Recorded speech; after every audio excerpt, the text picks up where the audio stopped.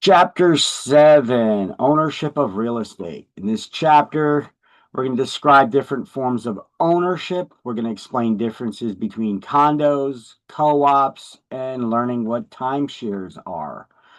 And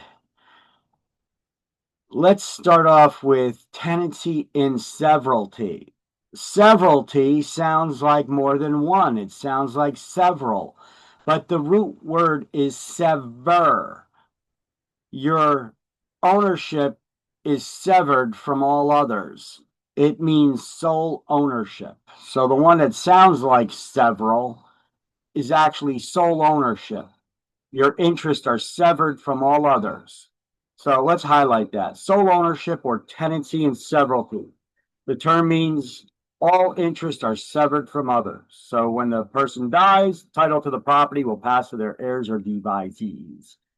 So it's sole ownership by one person or entity.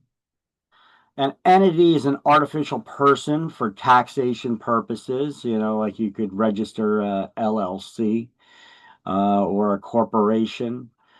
So the owner is free to devise the property to anyone they like in a will. All right, so remembering legal terminology, there's a chart, OR versus EE on page 120.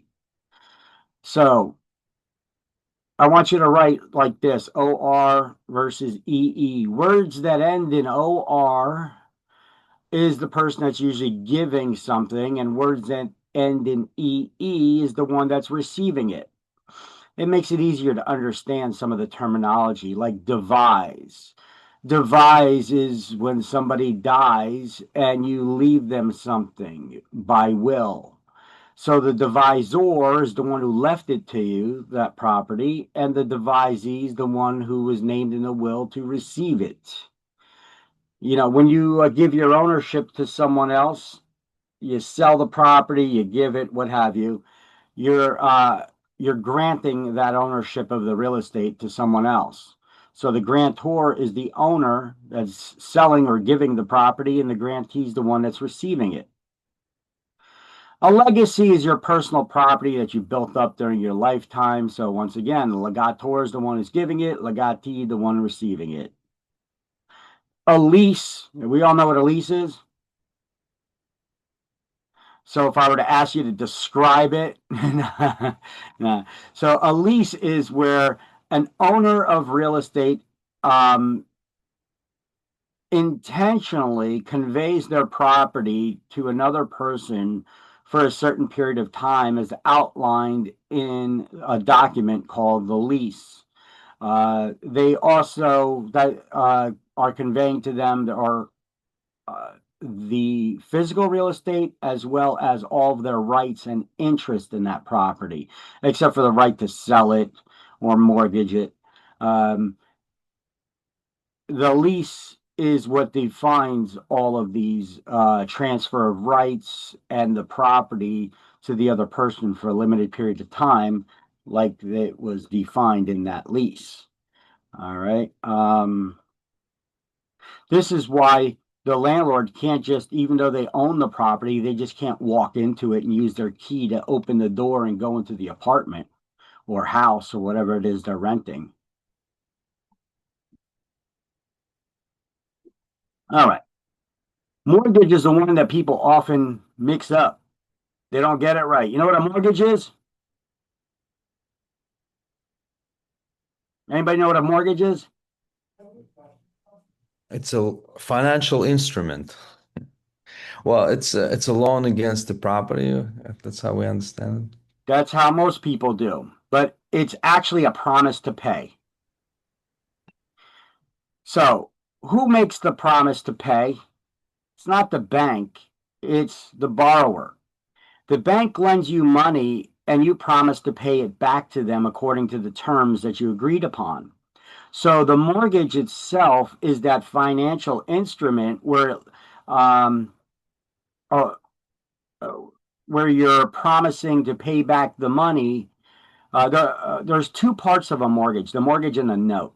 The note is the financing instrument that lays down all the terms, the interest rate, and all that. It's the financial document. The mortgage itself is the promise to pay. So you're promising to pay back the money according to the terms that are written in the note. And if you fail to do so, you say, then you could take my property, sell it at auction, and use the proceeds to pay off the debt. All right. And that's through a process known as foreclosure. Okay, so the mortgagor is the one that gives the mortgage. So the mortgage is not a loan, because if you keep it in your head that the mortgage is the loan, you'll get this wrong on exams.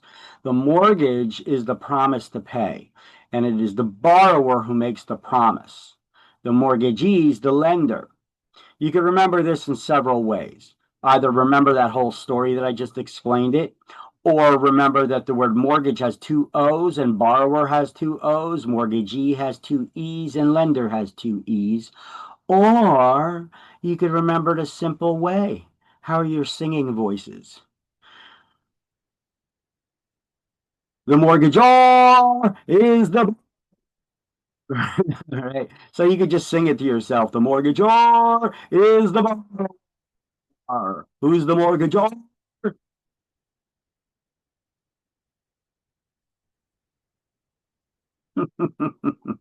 No choir here, I guess. The mortgagor is the borrower. Come on, say it, guys. You're only going to remember it if you actually do it and say it. The mortgagor is the borrower. Say it in your quiet room. You don't even need to turn your damn mics on. Just say it. The mortgagor is the borrower. I'm telling you, these stupid human tricks work to remember stuff. Okay. So you're not going to get questions necessarily on exam like who is the mortgagor, who is the lessor, but they're going to be in long-winded questions, and you need to understand a lot of these terms. If you don't know who they are, who the players are here, you can't identify them quick like that, then you're not going to understand what they're asking of you in the question, right? So you have to understand, you got to know these things. So I'm just trying to come up with easier ways for you to remember it, like lickety split. The mortgage is the borrower. All right. All right. You guys are not ready for singing this morning, I guess, huh? Oh no, that cemented it in our memory right now. Trust me. Okay. You cannot forget my annoying voice in your head, right? Yeah. Actually, I think the high notes were like blocked by the audio. I don't think we heard all of it. At The least I didn't. mortgage is the. All right. So this is just another sheet like the one on the in the book. I just focused on devise, grant, legacy, lease, and mortgage with my descriptions down here of what a lease and what a mortgage is. Okay, like I've explained it to you. So here's look. Even banks misuse this term. So I don't blame you guys for not knowing it and thinking that a mortgage is a loan. Even banks misuse these terms a lot. But on the documentation, it needs to be right. So look, have you guys ever seen this? Looking sharp, Len. Who's the lucky lady? I'm going to the bank to discuss a mortgage. See, you get a loan, you put on a suit, you go crawling to the bank. This is how I dress to get a mortgage. Well, you don't get a mortgage, you give a mortgage. In exchange, the bank gives you a loan, right? So they're even misusing the term with this Muppet-like character. I just go to LendingTree. I calculate how much home I can afford. I get multiple offers to compare side by side. And the best part is, the banks come crawling to me. Everything you need to get a better mortgage. Quoting option. LendingTree. When banks compete, you win.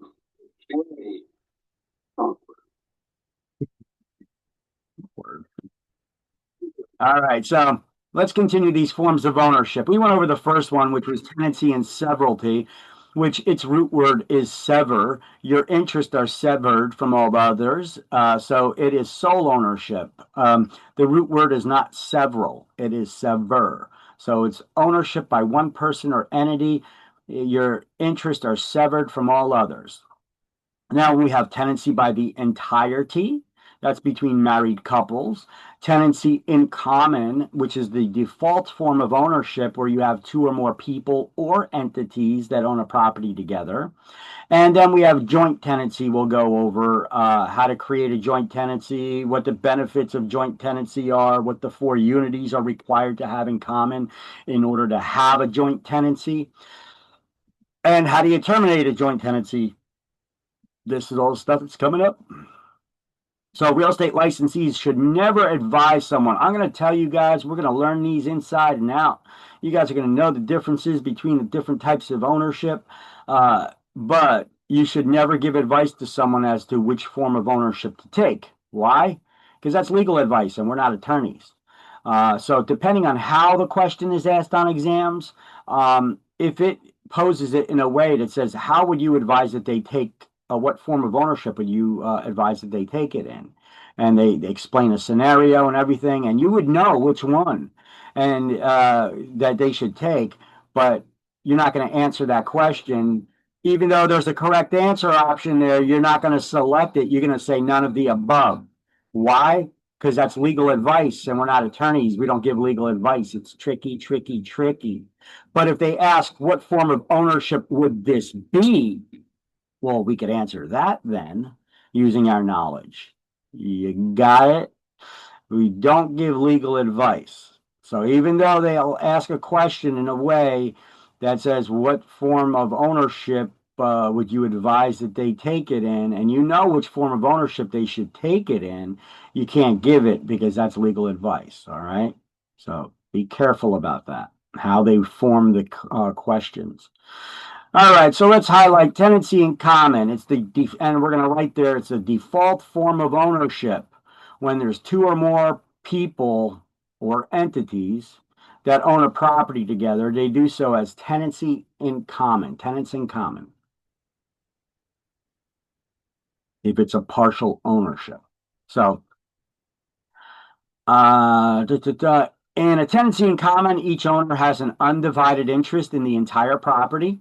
Although the tenant in common may hold, say, 1/2 or 1/3 interest of ownership in the property, it's impossible to physically distinguish which portion of the property is theirs.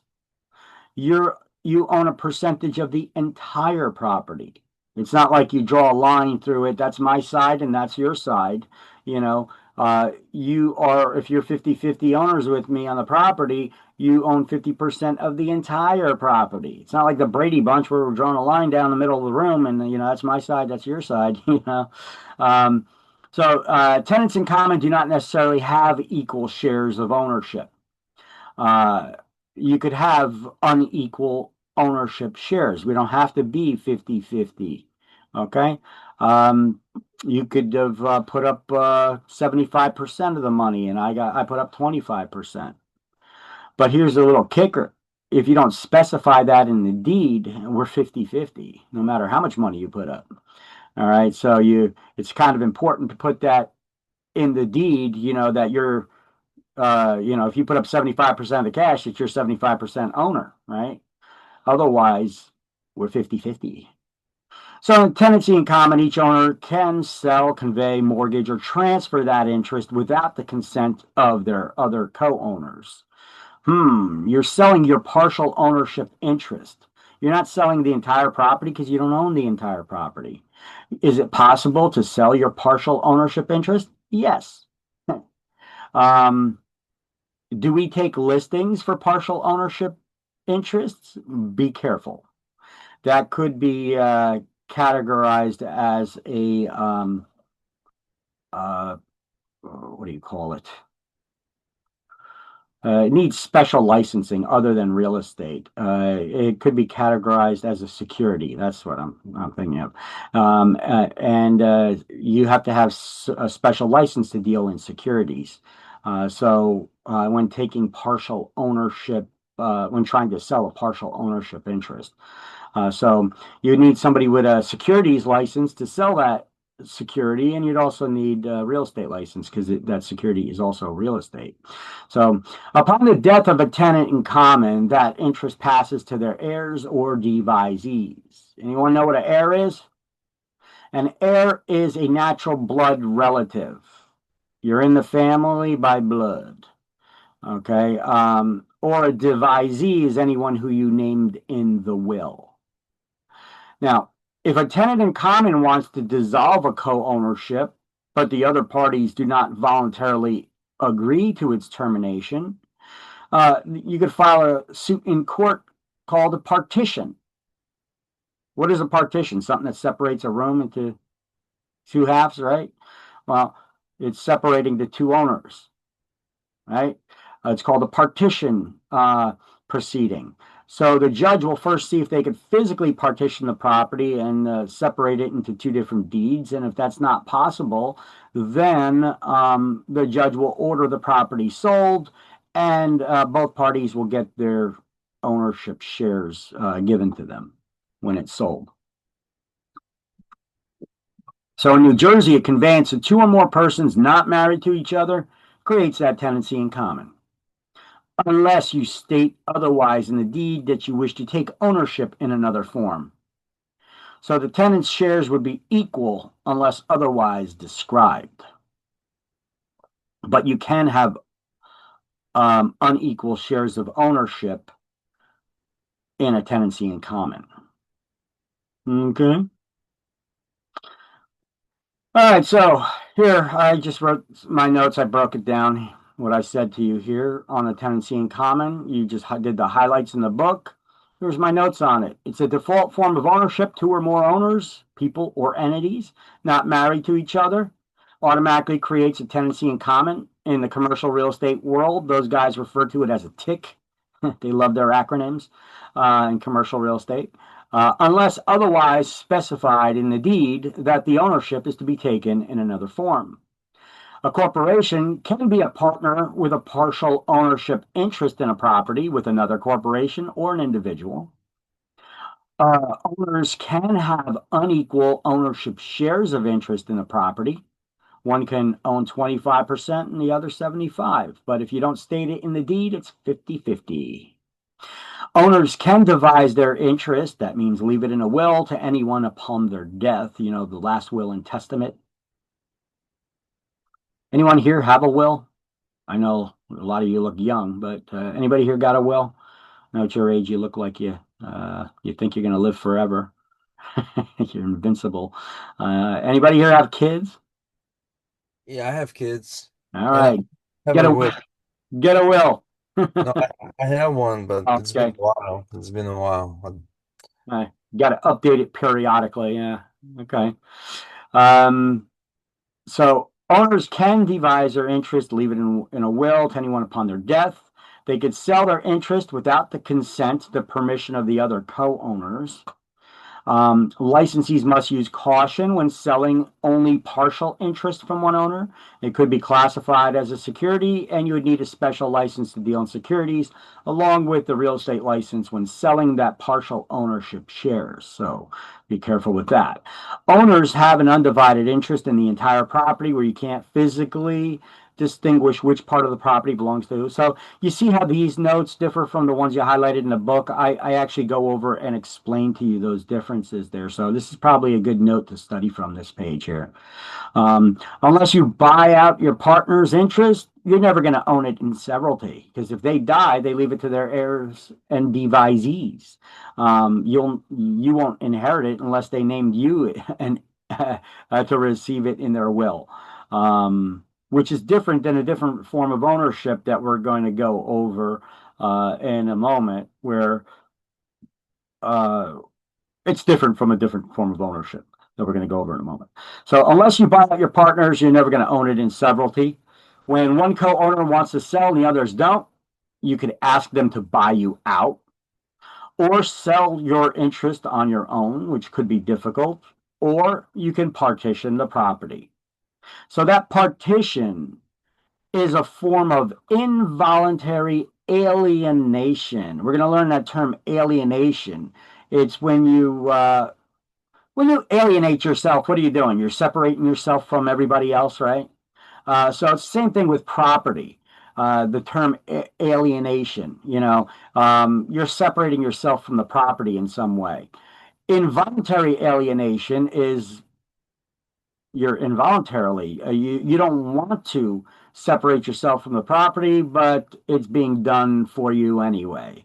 So when a judge orders a property sold, they're forcing you to sell it. That's a form of involuntary alienation. You're being forced to do something, right? That's what a partition is. Everybody snap a picture of this and wanted a picture of it? All right. Joint tenancy, the poor man's will, I like to refer to it as. When two or more people can choose to own property as joint tenants. Remember, by default, you're a tenant in common unless you specify otherwise in the deed. Now, what would you specify otherwise? Well, joint tenancy. Now, why would you do that? Well, the main feature of joint tenancy is that it carries with it the right of survivorship. What does that mean? It means if one co-owner dies, the surviving co-owner or owners will automatically equally split the shares of the owner who had died. So, for obvious reasons, a corporation can never be a joint tenant because corporations don't die, people do. Right? So, there's that. So, you want to write your highlights there in the notes like I have written here, and let me know when you got it.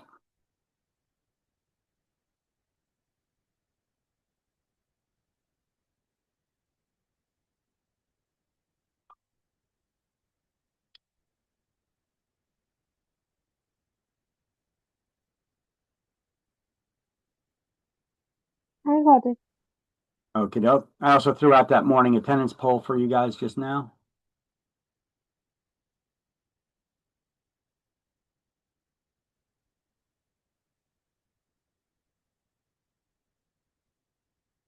One more person to answer it, please. The attendance poll. Thank you.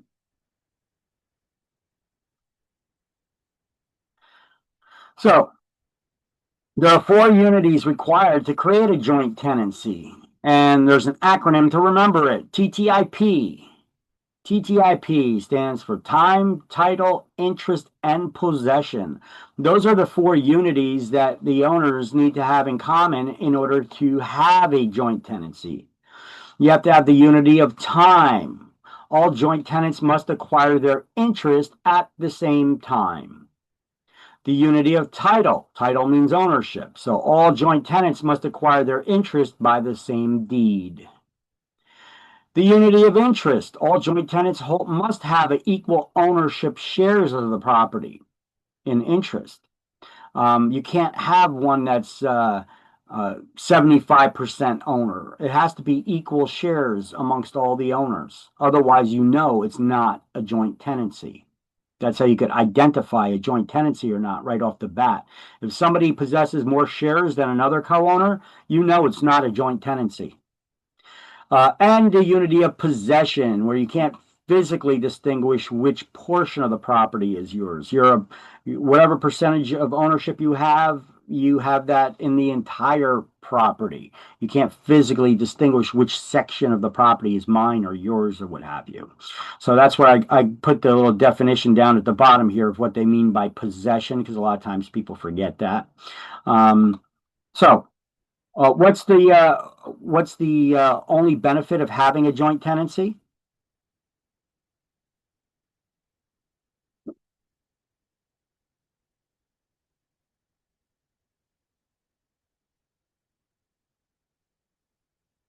The right of survivorship. One co-owner dies, the survivors automatically equally split the shares of the owner who died. Right? That's the only benefit. So, if you and I buy a property together, what form of ownership do we have? Common. Tenancy in common. It's a default form of ownership unless stated otherwise in the deed. And what would you state otherwise? Joint tenancy. And why would you specify joint tenancy? So I'll have a right of survivorship. So my heirs. That's it. That's it. Keep it simple, right? That's it. You got it. Now, what are the 4 unities required to create a joint tenancy? TTIP?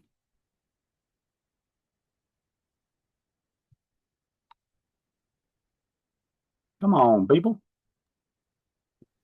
Time, Somebody ti- gotta get it. sorry, time, title, interest, and possession. That is correct. The unities of time, title, interest, and possession. All right, so remember, in order to create that joint tenancy, specific language must be written into the deed itself that says that you're taking ownership in this form. All right. Actually, another pretty good slide right here. Plus, you got to take these notes anyway, highlight them in the book, and then write this crap and let me know when you got it, if you didn't do so yet.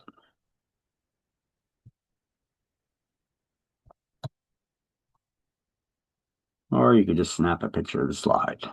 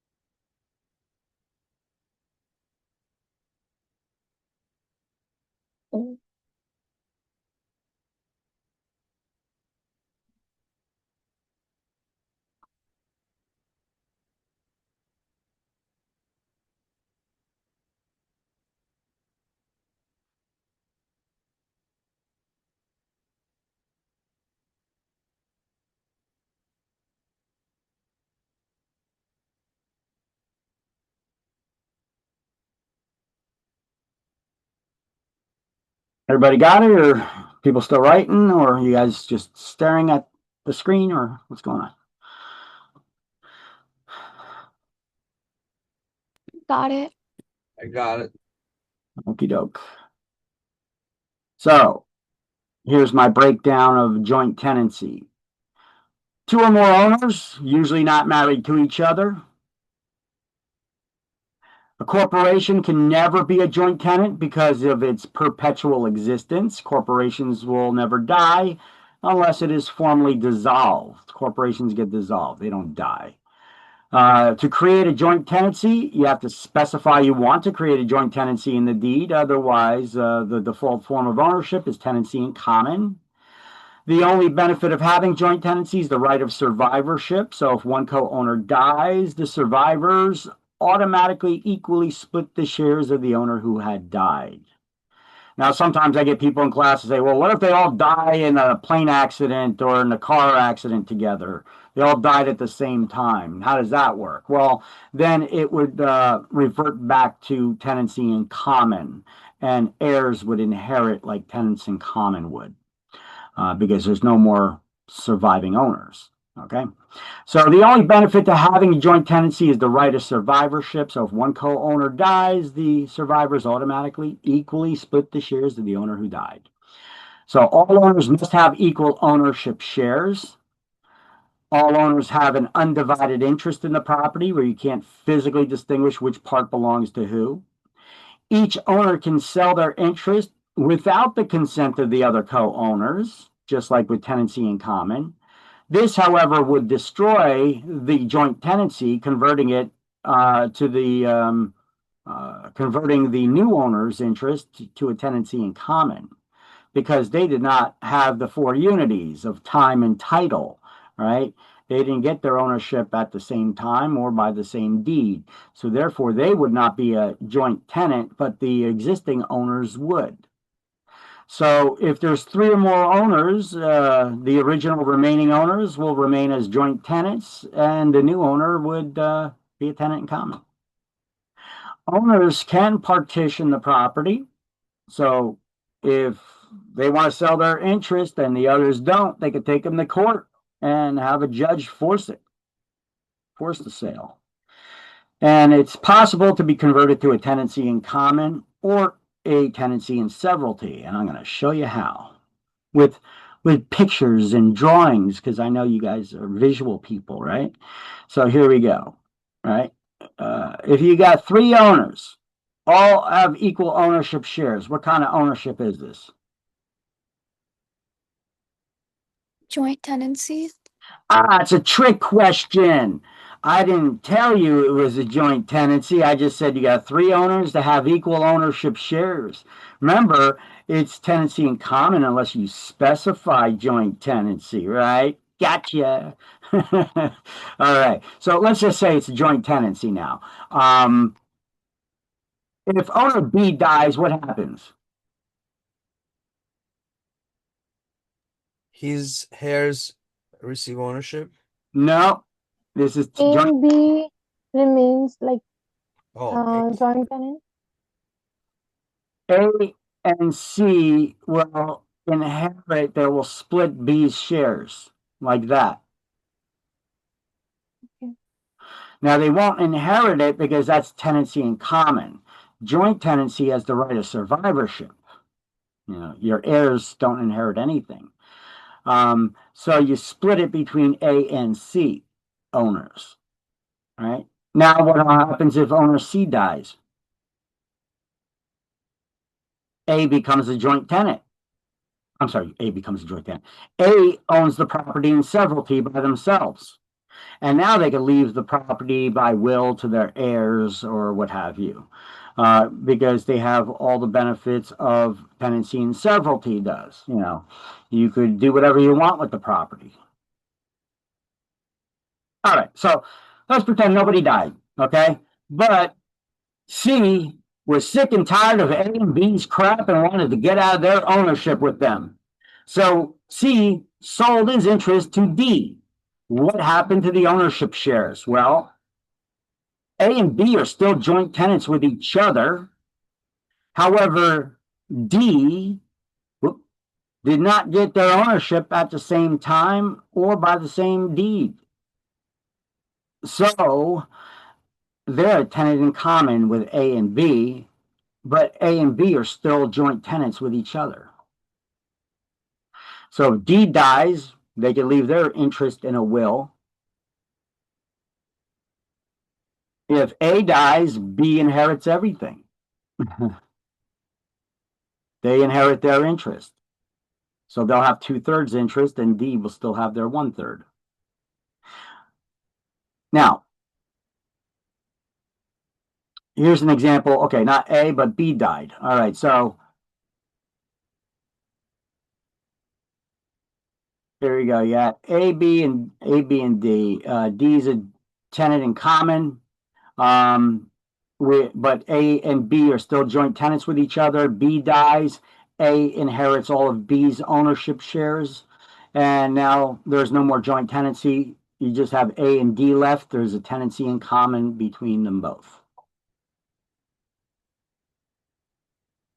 That's how you destroy a joint tenancy. People die, people die off, or you sell your ownership shares. Or what's another option to destroy a joint tenancy? What's another way you could do that?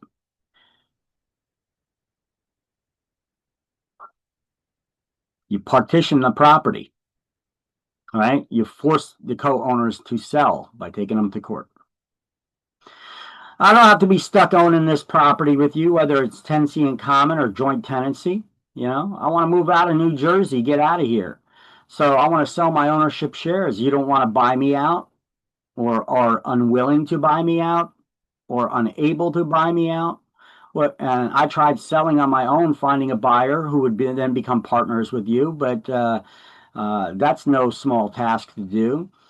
So I'm having trouble doing that. So now what do? Well, I can force you to sell it by partitioning the property. All right, so tenancy by the entirety is ownership by married couples.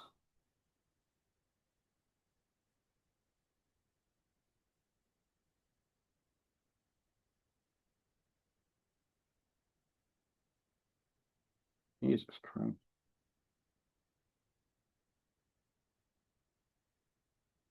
Okay, so tenancy by the entirety. You own the property entirely together. Tenancy by the entirety.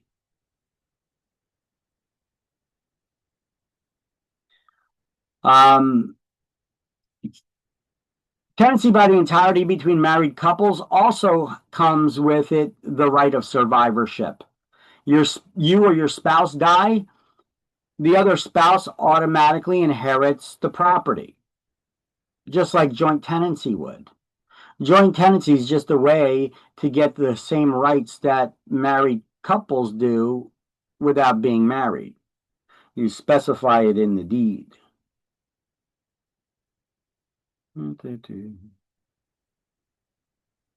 All right.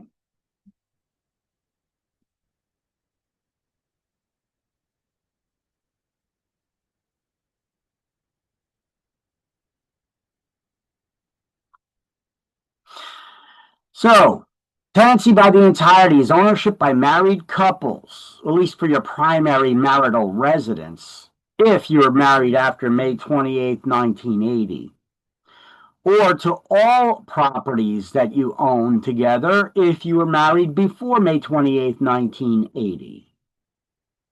Because before May 28, 1980, if you were married before that, you have what's called dower and courtesy rights. New Jersey abolished the creation of new dower and courtesy rights on May 28, 1980, a date you need to know. Because they abolished the creation of any new dower or courtesy rights, but any existing ones still remain out there full and in effect. So if you have dower is the man's right. I'm sorry, dower is the female's right. Dower begins with a doe, and a doe is a deer, a female deer. There's a way to remember that that's the female's right, the wife's right. And courtesy is the husband's right, because men should be courteous to women, right? So that's a way to remember, which one's the man's right and which one's the woman's right. Gay marriage does not come into play because there was no such thing in existence in May 28, 1980. Okay. Dower and courtesy rights were just between husband and wife. Okay. So dower is the wife's right in all of her husband's property upon his death, and courtesy is the husband's right in all the wife's property upon her death. All right, for all the property that they own, not just the primary marital residence. After May 28, 1980, your spouse only has rights to the primary marital residence specifically. You can leave your other properties to your girlfriend. It's a joke. It's a joke. Laugh, people. Did you get that? It went over your head. My dry humor. Okay, so owners do have the right of survivorship. So when your spouse dies, the surviving spouse inherits the property. New Jersey does not have common law marriage. Never did.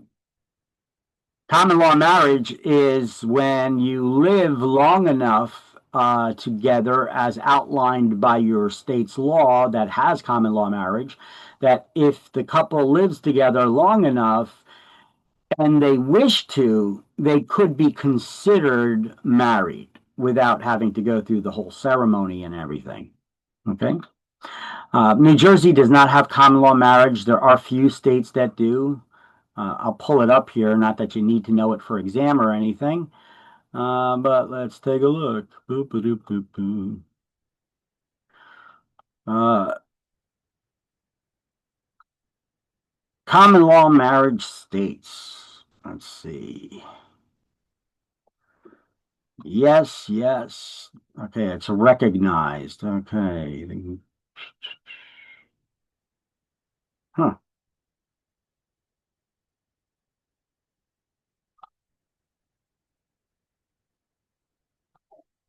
Okay, some states still have common law marriage if it was created before certain dates when they abolished it, like Pennsylvania has common law marriage that's recognized from other states. if it was created before January 1st, 2005, when they did away with it themselves.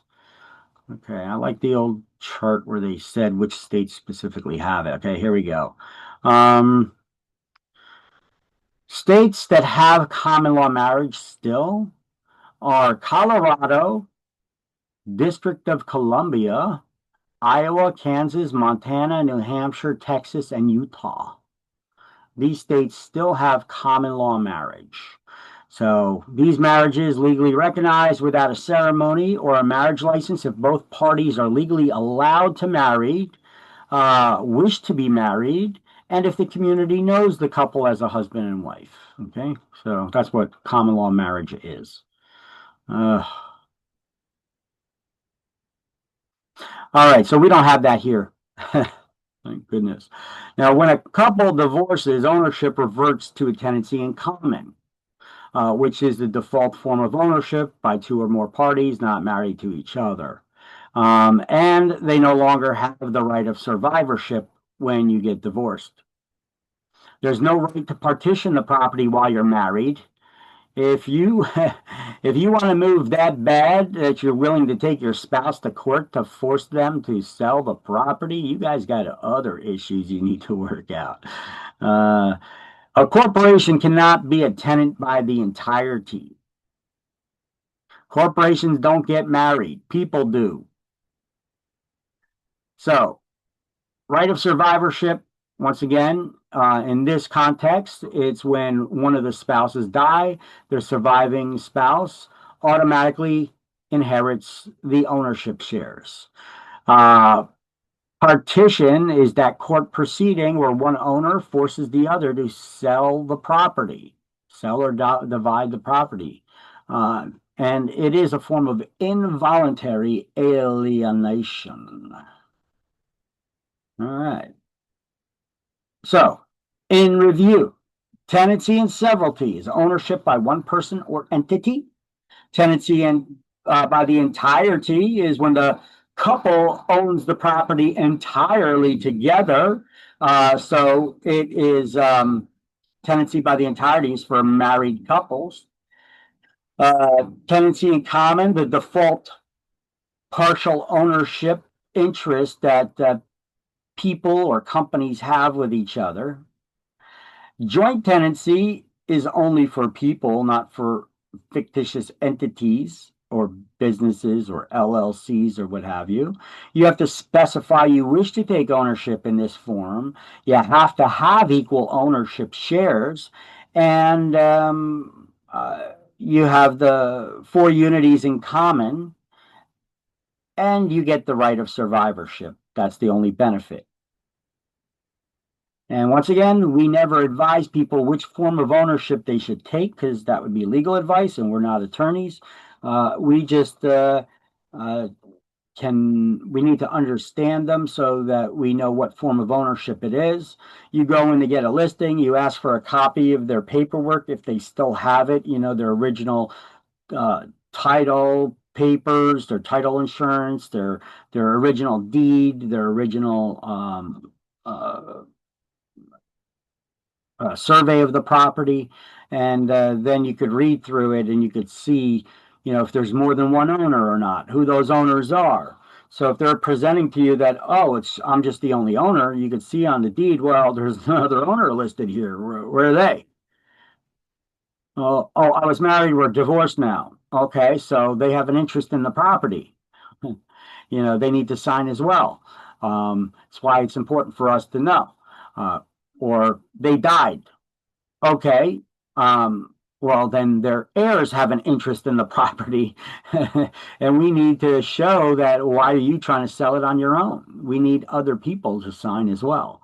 So it's important to know for those reasons, right? All right, so these are different forms of business structures. We're not talking about ownership anymore. We're just talking about businesses.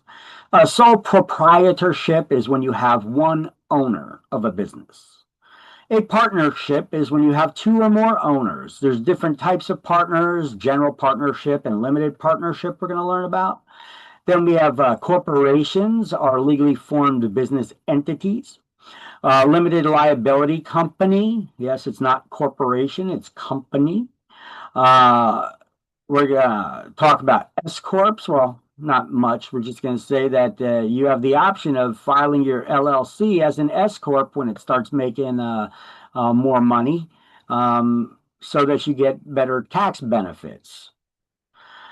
Syndicates and joint ventures are not legally formed business entities. A syndicate is when two or more people come together to carry out a business project. When the project is done, the syndicate's done. You don't got to file paperwork with the state or file for licensing fees or anything like that. A joint venture is similar to a syndicate, except instead of two or more people coming together, it's two or more corporations or groups of people that come together to carry out a business project. And when those business projects are done, the joint venture is done as well. And then real estate investment trust, or REIT. These are who says you need to invest in your retirement in the markets, stocks and bonds and all kinds of stuff like that? Who says you can't invest in real estate? Well, you can. REITs. REIT gets the same benefits, and they get the same tax benefits, same tax breaks, and you can invest in them. There you go. So here, let's highlight the partnerships. There's a general partnership, and the book is so wrong at this remake. This guy that did the remake and started making some changes without them reviewing it, he was totally wrong here. Does not know what he's talking about. So, in a general partnership, all of the partners are owners in that business, and they work in the day-to-day business. They take a role in the day-to-day business, and they can be held liable for any additional debts that business takes on. So cross out that last sentence there that says, ironically, there's no general partner in a general partnership, because all the partners participate in the day-to-day management of the business venture. That doesn't even make sense. Yes. Okay. So yeah, no, in a general partnership, all the partners are general partners. That means that you take a role and you work in the day-to-day business, and you could be held liable for any additional debts that business takes on, because you're an active participant in that business and an owner. Whereas in a limited partnership, there's always at least one general partner that works in the day-to-day business, and all the others are limited in their liability. They're just investors that are limited in the liability of what they can be responsible for. And that would just be their initial investment is all they stand to lose. If the general partners take out additional debts, take out loans and such, the limited partners can't be held liable for paying it back. All they could do is lose their initial investment in the business. So that would be a limited partner. Okay. So cross out this stuff over here because that's wrong. And just highlight these things.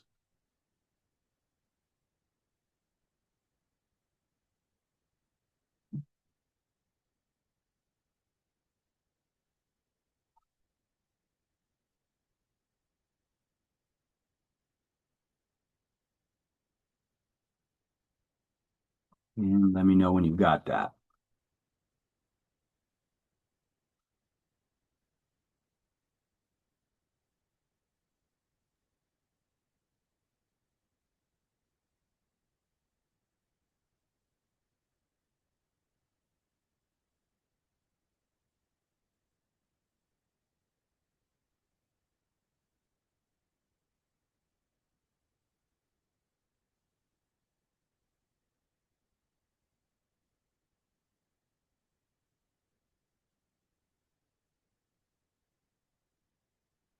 All righty.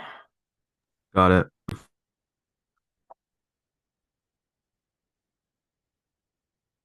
So the general partner and the limited partner, here's the explanations of them.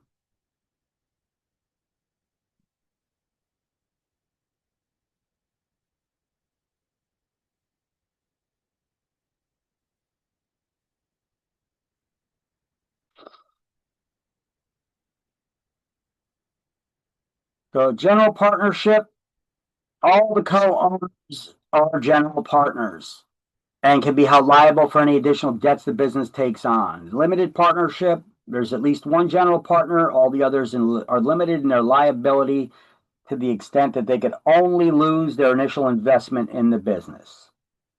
A way to explain this so that everybody understands it is you want to start a business. So you need a loan. So you go to the Bank of Mom. Right? Mom helps you out. She lends you some money. She's a partner now in your business. Mom don't know anything about your business. She just hopes you're successful in all your endeavors. You know, she's just trying to help you out there. So you are the general partner and Mom is the limited partner. So if your business does fail, all Mom can lose is her initial investment in the business. She can't be held liable for any additional debts that business takes on. Okay? There's a good way to explain it, I guess. So Mom would be the limited partner and you'd be the general partner. All right. How does it work where real estate is owned by corporations? Well, corporation's a fictitious entity for taxation purposes and legal protections. Corporations cannot own real estate as joint tenants or tenants by the entirety because corporations live forever, technically. They don't die and they don't get married. People do. So corporations can only own real estate as tenants in severalty if it's a sole ownership, or tenants in common if it's a partial ownership shares. Corporations are managed by its board of directors. They're the ones that make all the decisions, all the major decisions to buy or sell real estate. It's not the CEO. The president or CEO doesn't solely make all the decisions for a corporation. They got to run it by the board of directors because the board of directors, what is their job? It's to look out for the best interest of all the shareholders. They're investors, right?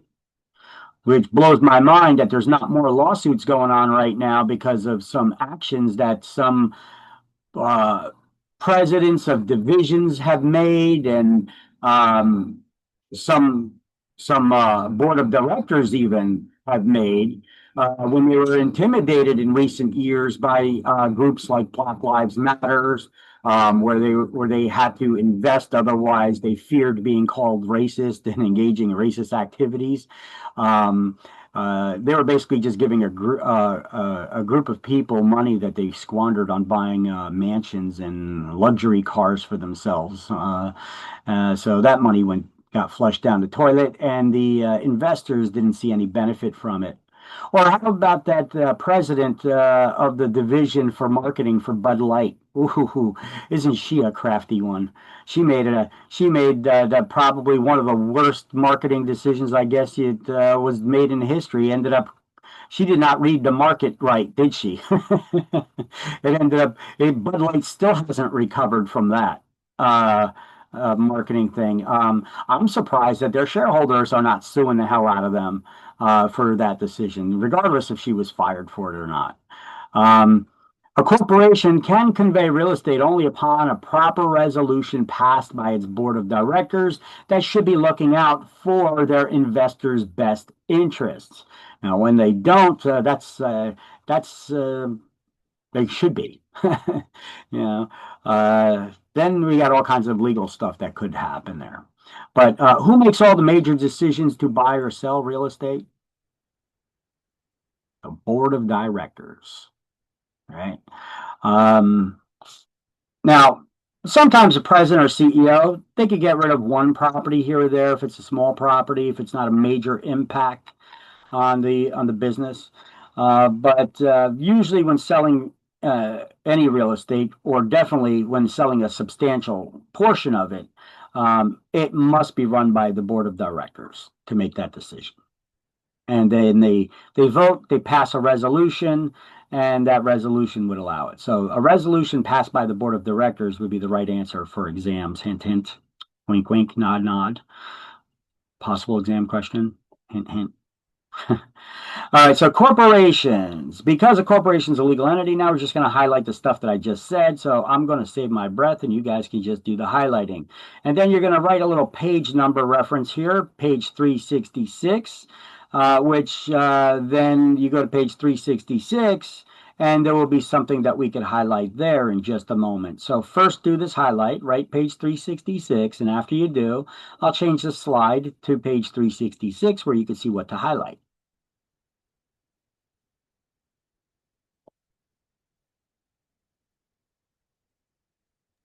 I have a question. Okay. At the bottom, it states a corporate ownership form called S corporation. Can you explain that a little bit? Will we need to know that? No. An S corporation is just another way that corporations can file their taxes. Mhm. Usually, it gives you more benefits of similar to a corporation rather than an LLC. LLCs you could have an LLC which has simple paperwork for creating and managing an LLC. You know, there's a lot more paperwork and fees involved to manage a corporation. You should have a bunch of individuals for different positions and such. A lot of paperwork that you need to maintain. LLCs do not have all that, and you still get the legal protections, and you get a pass through where your income gets taxed once. However, S corps is another way of filing the taxes. You still get all the same legal protections and all that. It's just a way to you get a little more benefit when your LLC starts making a lot more money to file as an S corp. And making a lot more money is not a whole lot. It's like if you're making over $55,000 or $65,000 a year, now you could start. It makes sense to start filing as an S corp. But get this advice from your tax accountants and attorneys. Okay, so let me not throw everything out there so that you rely on everything I say, so I can avoid liability. There you go. You can't say, "Well, tell me." Consult with your tax professional for your situation. All right, there you go. Everybody got these notes? So now on page 366, we're going to highlight a corporation can convey real estate only by a proper resolution passed by its board of directors. Mm-hmm.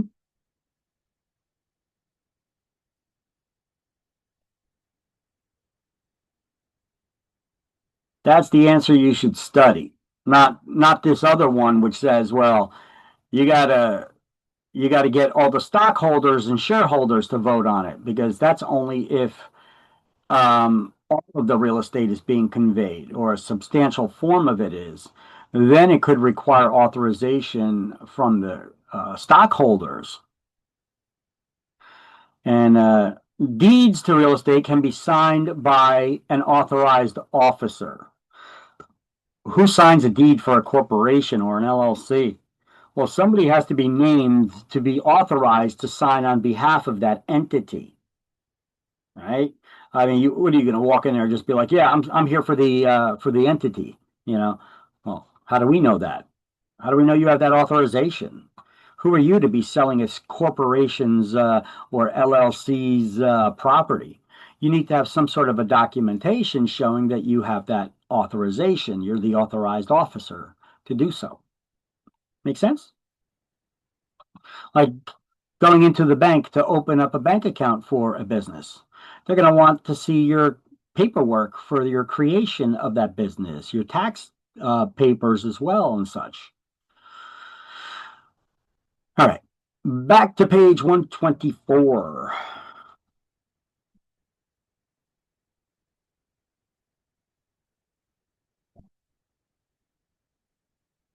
Y'all there?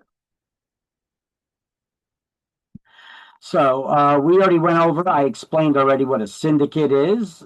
It's joining together of two or more people to carry out a business project. It's not a legally formed business entity filing paperwork with the state and whatnot. It's just two or more people coming together to do a business project. We call it a syndicate. A joint venture is also not a legally formed business entity, but it's two or more groups that come together to carry out a business project. Okay.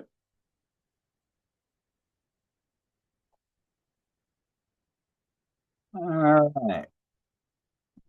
So real estate investment trusts, they get the same tax advantages as mutual fund investors. I don't know why you need to know that for exam. Hint, hint. In order to have a REIT, there has to be at least 100 qualified investors, and 75% of that trust's income has to come from real estate as the investment vehicle.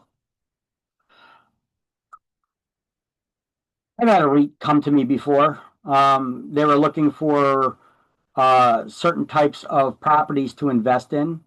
I think their minimum investment was $10 million.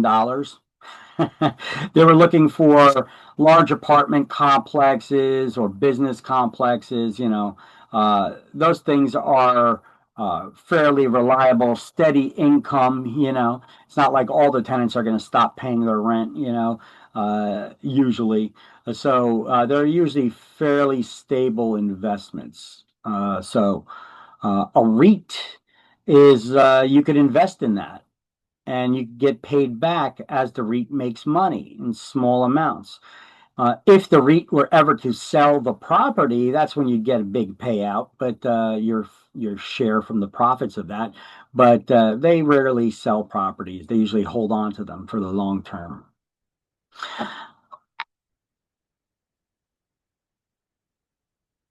All right, and so we'll highlight this on page 124 under other forms of ownership pertaining to REITs. We'll write this, they get the same tax benefits as mutual fund investors underneath that paragraph.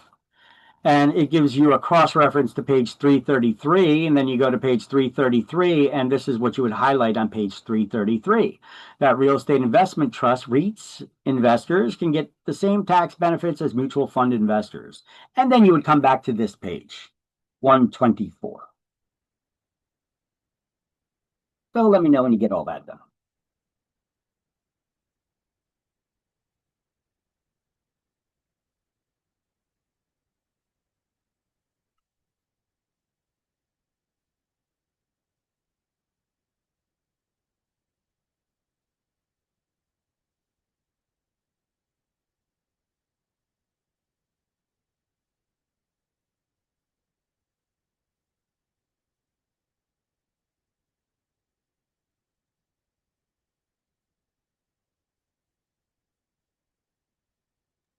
I got it. I got it. Okay.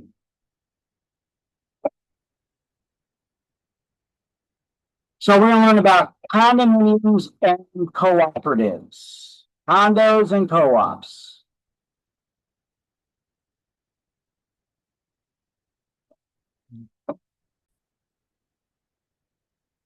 So condos and co-ops, we'll read this together here.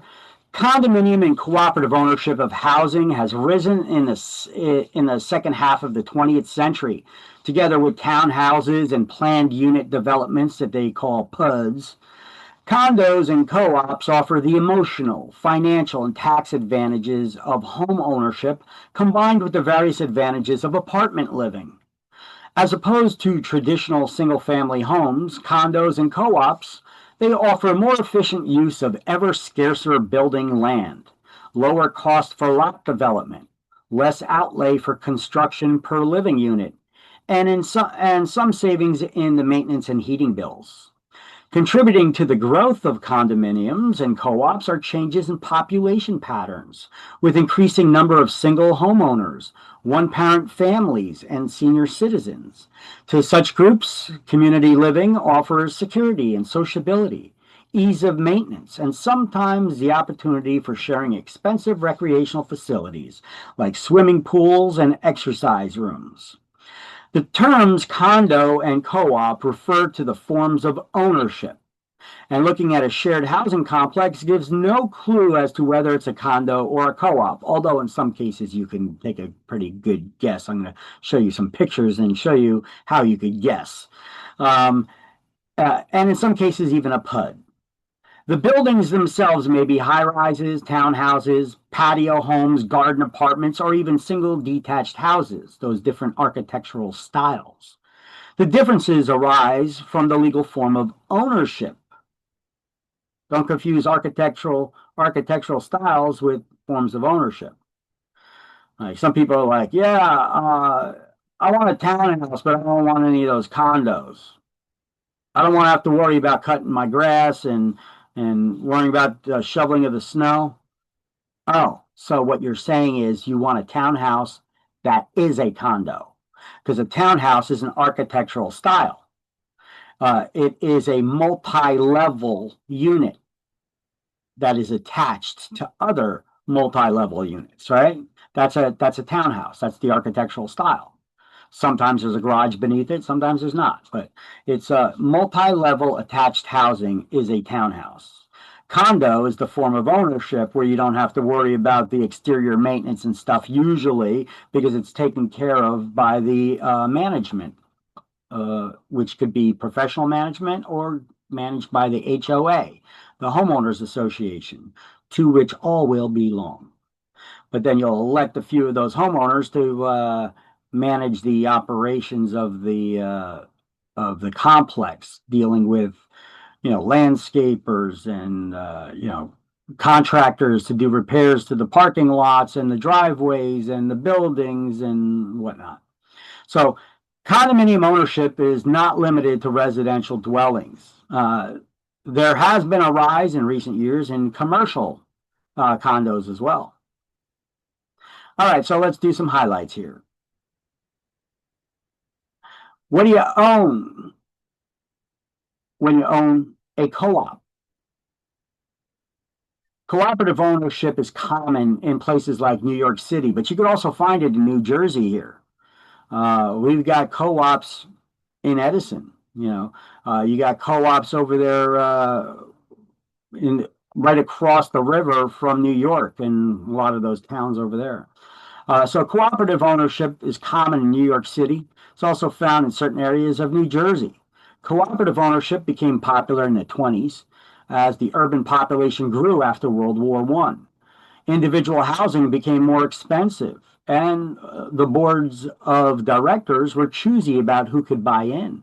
The number of newly built cooperatives have decreased over the last 50 years. Condo ownership would become more popular. Under the usual cooperative agreement, title to the land and the building is held by a corporation, and each purchaser of an apartment in the building receives a stock in that corporation and a proprietary lease. This is a fancy word for a custom lease, proprietary lease, okay? So what do you own when you own a co-op?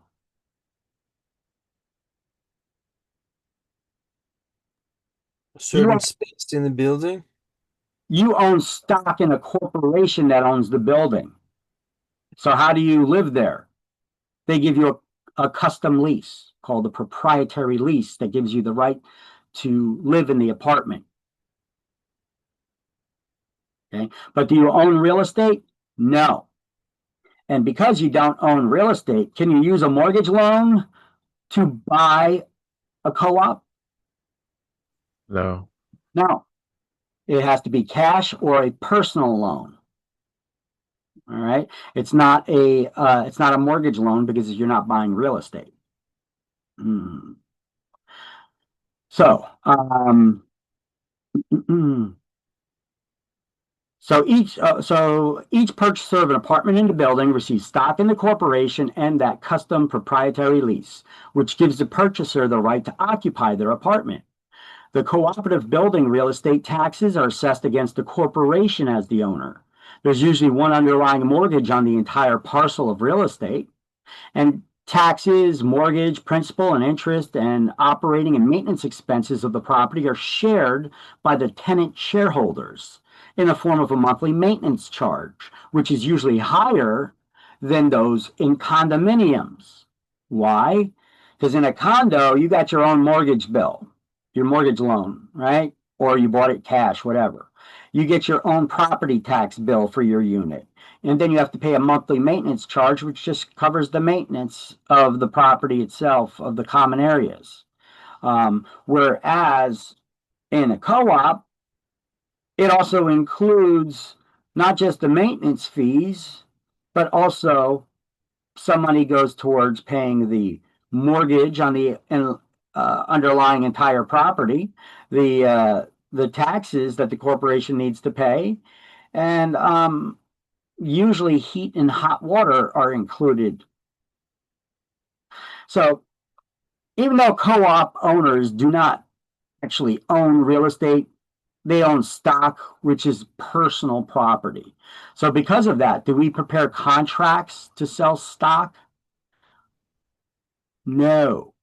Only an attorney can prepare the contract to sell a co-op. We can market them just like we market real estate, but we don't actually prepare the contracts. Only an attorney can prepare the contracts for a co-op. So for all practical purposes, they control, the owners control the property through their stock ownership and their voice in the management of that corporation. Co-op bylaws generally provide that each prospective owner must be approved by the board of directors, and they usually have a minimum credit score requirement of 620. Condominiums, they could care less what your credit score is as long as you could buy in and you pay your monthly maintenance charge. Because if you don't pay your monthly maintenance charge, they foreclose on you. You know, they in a co-op, you don't pay your monthly maintenance charge. We get enough people that don't do that. The co-op is going to be unable to pay their taxes and maybe their mortgage, and then they'll have to jack up those fees even more for the others that are paying them to make up for it. Otherwise, the property could be lost through foreclosure if they're not collecting those fees to pay those very important bills. And it has happened in the past. So that's why it had declined in popularity. But to buy into a co-op is a lot cheaper than ownership of condos. So it's a lot more affordable for you to get into housing. For example, right now, let's just say that you wanted to buy in and get a 2-bedroom, 2.5-bath condo in Edison. Let's say you'd be spending maybe about $320,000, right? That very same exact unit, if it was a co-op, you'd be maybe spending $100,000 or $80,000. Damn, I can buy a couple of them and start renting them out, right? Nope. Because co-ops usually, not always, depends on the complex, usually have a clause that says that you can't rent them out. However, New Jersey law created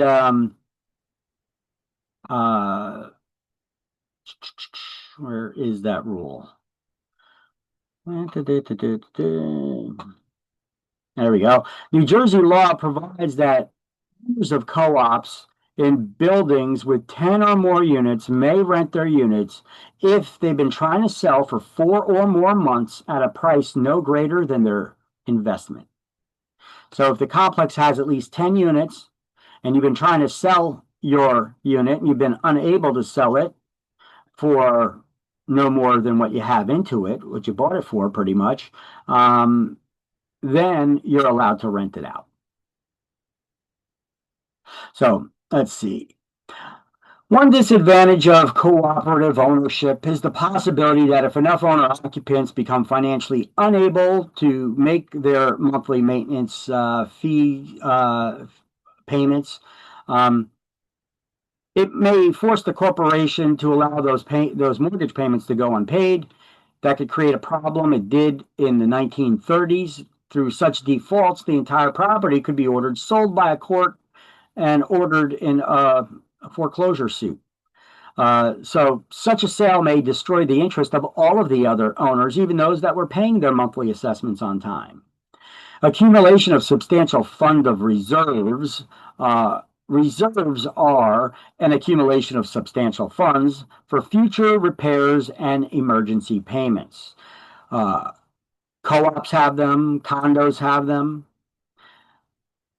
Your mortgage has them, except that's reserves for a mortgage loan is a little bit different. That's money that's built up for future payments of things like your property taxes and homeowners insurance when it's included in your mortgage payment, which it doesn't have to be.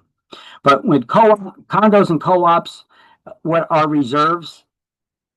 It's an accumulation of substantial funds for emergencies and repairs. Now, shareholders have all the same income tax advantages as a single-family homeowner. The portion of the maintenance charge attributable to property taxes and mortgage interest may be taken as a tax deduction. Interest paid to finance the stock purchase is also tax deductible. Many co-ops do not permit rentals because if there's too many, who takes better care of a property? Owners or renters?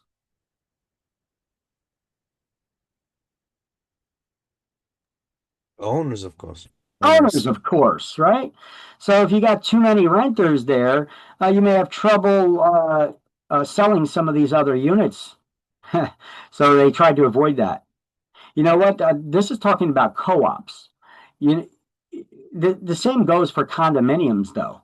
In a condominium complex, you may not be able to get an FHA loan if the majority of the units have not been sold already and owned by owner occupants.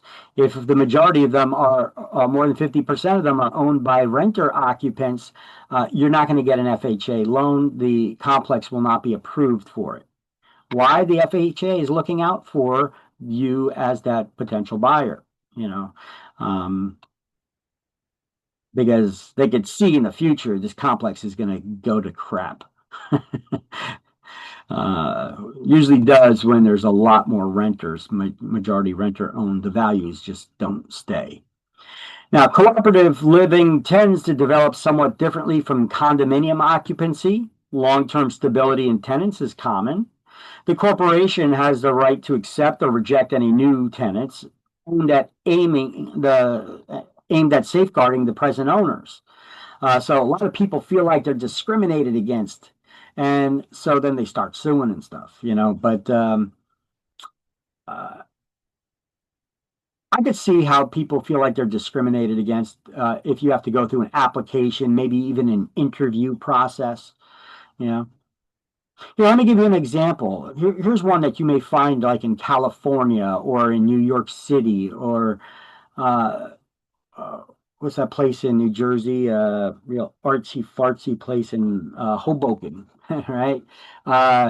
You could have one of these buildings that are only for artists. It's an artist community that we're trying to build here. So anybody that comes in that wants to own in our co-op, you have to be an artist. So we're going to interview you to see if you're some sort of an artist.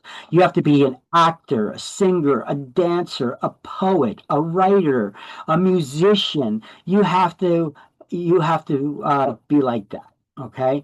And if you don't, and if you're not like that, sorry, this community is not for you.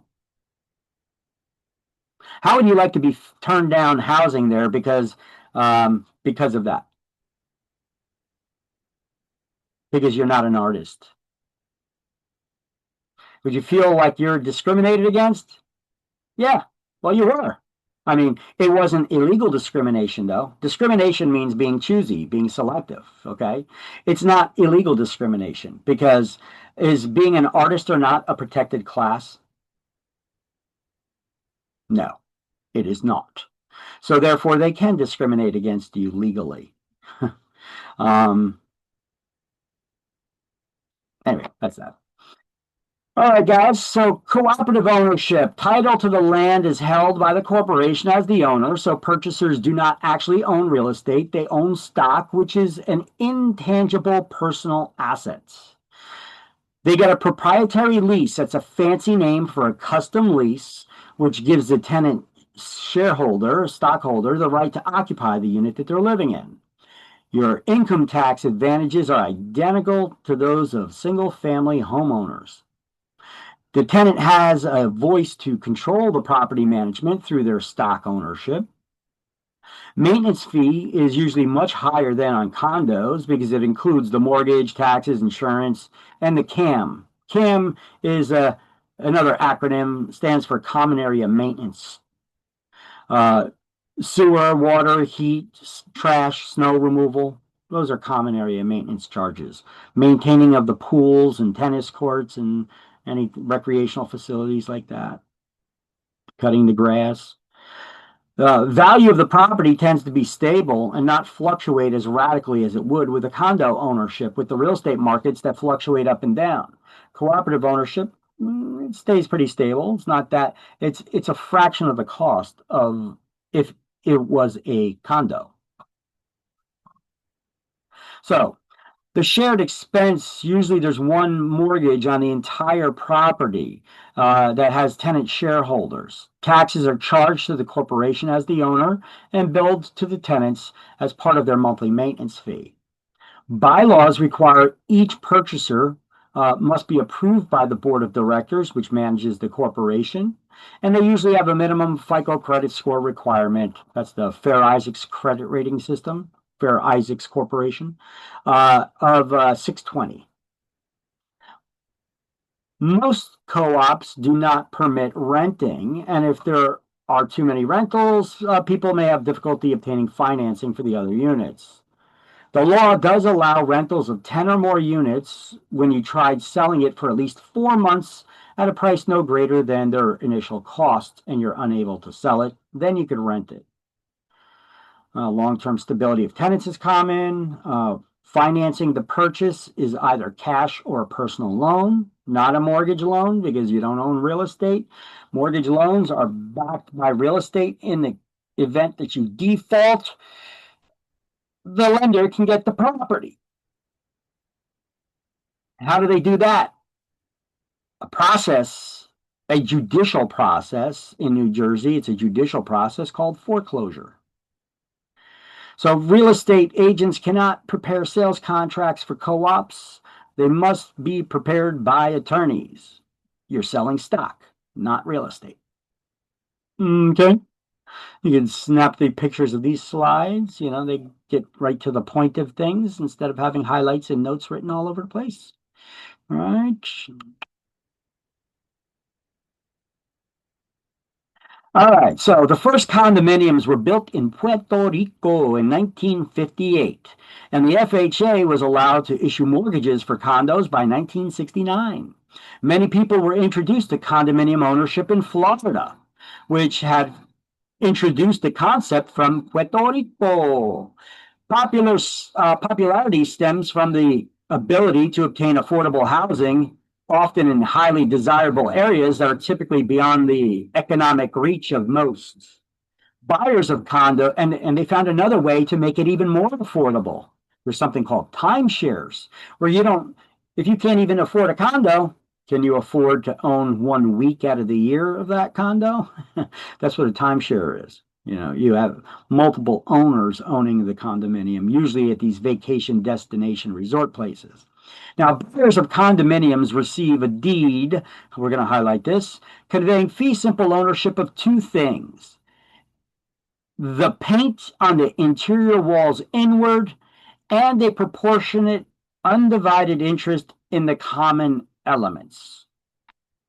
Yeah, you can't start breaking out the walls in the condo because those pipes are everybody's pipes. All the units are using those pipes, so you can't just start breaking the walls and tapping into pipes and stuff. You got to get the permission for the HOA in order to do anything like that. So you own everything from the paint on the interior walls inward. You're free to remodel and redecorate all that stuff on the inside of your unit. Chief among the common elements are the land and the exterior of the buildings. Common property could also include hallways, basements, elevators, the stairwells, driveways, private roads, sidewalks, lawns, landscaping, and the recreational facilities. So what do you own when you own a condo? Everything on the paint, from the paint on the interior walls inward. A proportionate share of the common area elements. Now, I used to sell a lot of condos, you know. I, like many agents that are starting out, were always like, yes, I'm going to get those expensive mansions and I'm going to get rich selling those expensive real estates, right? Well, you know what? Property owners that got that kind of money are usually not stupid. You know, they're not going to be listing with the newbies their expensive properties. So I ended up dealing with investors. I ended up dealing with people buying their first homes, fixer flipper properties, multifamilies. But I found that the majority of my income, I was selling a lot of condos. I was actually pretty good at it. You know, they were a lot less expensive, and I ended up selling a lot more. I started marketing myself as the condo king. Cheesy, I know, but it worked, you know. So what the hell? Go with what works. So I learned a lot of the nuances between different complexes too. You know, you could find two condo units that are exactly the same, but one is going for a lot more money. And you may be wondering why. It's beyond me. Why would somebody pay significantly more for one unit than another that are exactly the same? Same age, same layout, same everything. Well, because one unit may have a deeded parking space that you own. This could be very important in areas where parking is tight. You know, you actually own the parking spot. And there may be separate storage area like a basement or some other building where there's storage where you may have a deeded room, you know, a 10 by 10 room, a storage room. That's additional space. It needs to be taken into consideration with the pricing, you know. Like when you buy a condo over there in New Brunswick, tell me parking is not an issue in New Brunswick. Anybody ever go try to park in New Brunswick? Parking is an issue, right? You got those meter maids 24/7 over there looking to ticket you. So if you own a condo, I hope you get in a parking spot. Some of those developers, they may rent you a parking spot. All right, in many respects, condo owners may be regarded in the same light as the owner of a single detached house. Title can be held in severalty by the entirety as joint tenants or tenants in common. And the unit receives an individual tax bill and may be mortgaged just like a house would be. The owners place a separate insurance policy on their living space. Income taxes, tax advantages are identical to those for single family homes, which is just an architectural style. You can have condos that are single detached houses too. It's just not as common, but they're out there. The owners are free to sell the property, lease it, give it away, or leave it to their heirs.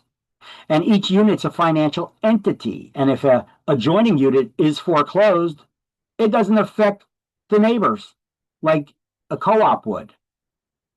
Owners are, however, bound by the bylaws of the homeowners association to which all will belong. You're highlighting this, right? As long as the rules are not unreasonable. New Jersey law permits associations to enforce their rules by fining residents who fail to comply with them. Oh boy. With great power comes great responsibility, Spider-Man said, right? Well, you know, in government, you know, you guys have in your city, in your municipality where you live, you have elected officials, right? Maybe a city council and a mayor, right? They make up the rules. They vote on things. They make up those local rules. Well, much like those people, hopefully they're wielding their power in a way that benefits their constituents. Homeowners associations, they could create these rules we call bylaws, right? As long as those rules are not unreasonable, we should put giant air quotes around the word unreasonable. What is considered unreasonable or not? And they could fine residents for for tenants who violate those rules. I'm going to show you some wacky ones because it is not uncommon for the power to go straight to these people's heads once they get a little power. I have two questions. Yeah, shoot. Can you do a life estate for the condo so that like they don't have to pay the property taxes for it? And then the other question is, Why I know wouldn't, you, hold on a second. Why wouldn't you pay property taxes with a life estate? Somebody's got to pay taxes. There are two things that are certain in life: death and taxes. You're all going to die, and you all need to pay your taxes. So a life estate, we didn't get. Oh wait, did you guys do that already in the earlier chapter? That I didn't when I wasn't here. Life estate stuff. Yeah, I think you did, right? Yeah. Okay, so I was wondering why do you know life estate? I don't remember going over that. Okay, so yeah, the day I was out, I had a substitute. Okay, so yeah, the life estate does not that has to deal with giving ownership to somebody. You own it for as long as you're alive. It's based on your ownership is based on your life or a life of the person who it's given to. But you still have to pay taxes on it. Remember, with a life estate, you cannot destroy its value. And destroying its value would be not paying the taxes because you could lose the property. It gets foreclosed. Sorry, I think I meant like capital gains tax. Ah, okay, okay. So what was the question again? I'm sorry. Condominium on the life of someone, the life estate. I Okay. think you could avoid or sorry, can you avoid the capital gains tax on it through the condominium, the property of the condo rather? You mean for renting it, like if you were to rent it out? Or if you were to own, or If you were to own it, not rent it. if you were to own the complex, you mean? Mm, I don't see, I don't see how. I don't see how, why you would be excused for paying capital gains tax. It's just another type of investment. Um, Because like, doesn't it let's say that the tenant dies, the remainder man gets to step up in the basis, right? So that um I guess the time of their death they could avoid it as soon as it's sold soon after. um, Or am I like misinterpreting this? yeah, I mean, if you're giving a life estate to somebody, yeah, you're looking a little bit too deep into it. If you're giving a life estate to somebody, uh, you gave them ownership, and they have all the rights, but also the responsibilities that come with ownership, paying the property taxes, maintaining the property. If you're renting it out and making money off of it, well, you got to pay your income taxes on that as well. So probably not. Okay. And the other question is the deed parking part of the HOA, N- or is that something separate? Not not all condos have deeded parking spaces. Most of them don't, but some of them do, like in New Brunswick where they got parking decks. They may give you one deeded parking spot, and if you need another one, you need to rent it, you know. And then those developers usually keep the ownership of that parking deck so that they can make money off of it. I know a real estate brokerage that actually owns one of those buildings downtown there in New Brunswick. They're a real estate company, and one brother's an attorney, and they do a lot of development like that. So they were selling one of the condos over there, which I sold some of those condo units that they had there too. And that's how their parking went. They may have given you one deeded spot, the rest you had to rent. Okay, and they weren't cheap.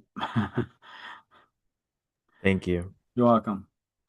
All right, so if you don't pay your monthly maintenance charges, your CAM, or condo fees, they call it a HOA fee, the homeowners association fee. If unpaid, these common charges can become a lien against the individual condo unit owner. their unit anyway. Liens get placed on properties, not against property owners. It may even be enforced by foreclosure. Now, most people say no, condo associations cannot foreclose on you. Sure, they can. We went through years of mortgage meltdowns and a horrible economy after the real estate market crashed in 2006, right? And I dealt with a lot of these properties where you get people that they were going to get foreclosed on. I tried doing short sales for some of them. And then I find out I'm trying to negotiate with a bank, and the bank's like, we didn't foreclose on the property. And I'm like, well, then who did? I'm looking at all these foreclosure documents. I'm like, holy crap. The homeowners association foreclosed because the bank didn't foreclose. And the homeowners association keeps losing money by not collecting the monthly maintenance charges for several years.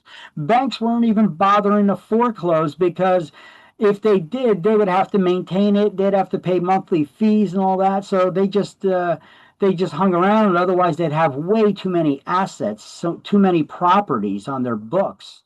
And that could end up driving them out of business. So even though they have the right to foreclose, they weren't foreclosing on properties where people weren't paying their mortgages on them. So you get people that are living in properties for years without making mortgage payments. But when they don't pay the monthly maintenance charge, the associations are like, hey, wait, we're getting screwed. So they foreclosed so that they could then kick out the owner, so that they could then get a renter in there that they charge a monthly maintenance fee and rent to, so that they could try to recollect some of their lost unpaid monthly maintenance charges. I've had that happen. I've seen that happen before. So it is possible for a HOA to foreclose if you're not paying your monthly maintenance charges. And the banks, bank is another issue there. That was just a more complex version of the issue of scenario that I gave you there. All right, let's see. If unpaid, these common charges become a lien against the individual unit and may even be enforced by foreclosure. And the bylaws also set up CC&Rs, covenants, conditions, and restrictions. A covenant is a legal promise. It's not a bunch of witches. That's a coven.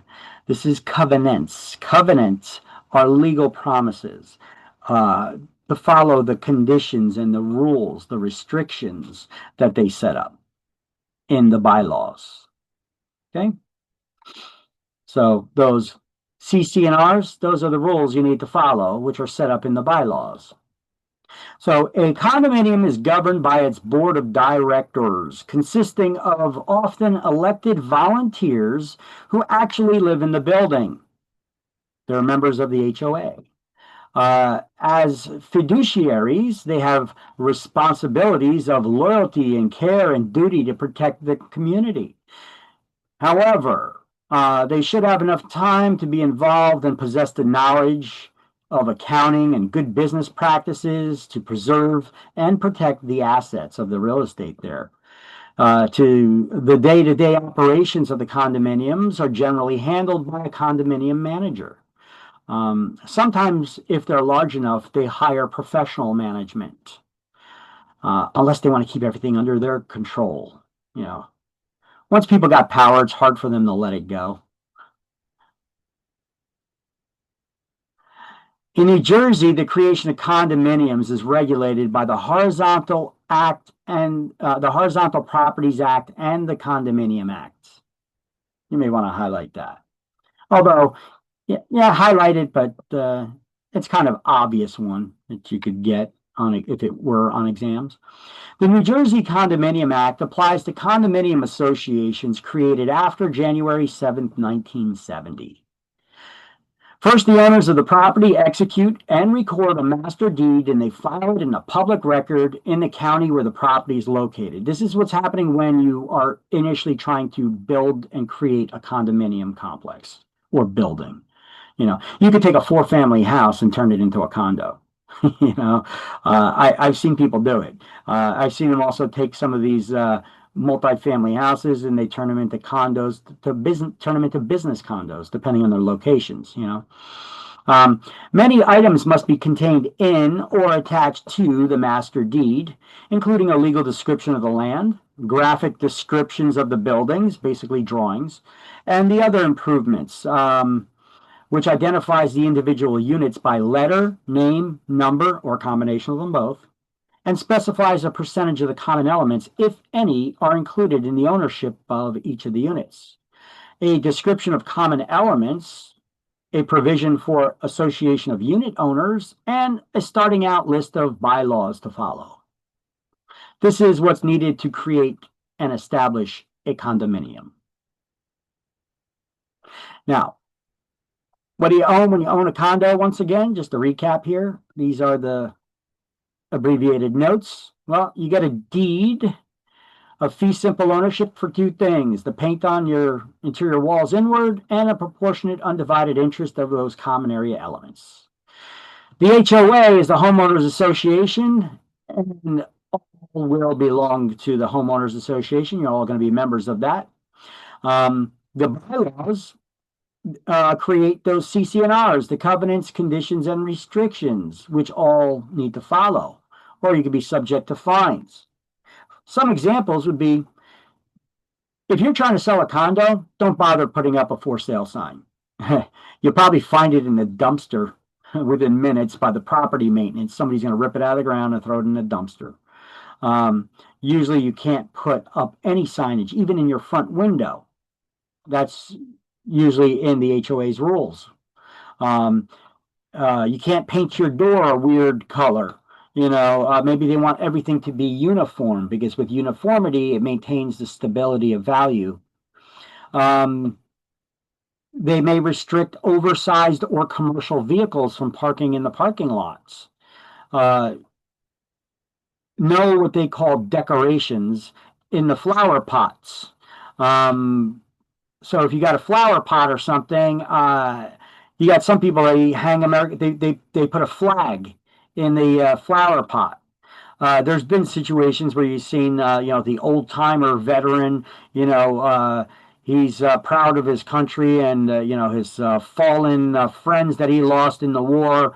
And he has a little American flag in his flower pot, and everybody's complaining about it being an unauthorized decoration. Because then pretty soon everybody's going to be flying their flags, You're going to have American flags. You're going to have flags from other countries. You're going to get some people flying terrorist flags, You're going to have your gay pride flags. You're going to have all these flags flying all over the place. And the association does not like that, because now it's starting to look like a dump with all these different flags and stuff flying everywhere.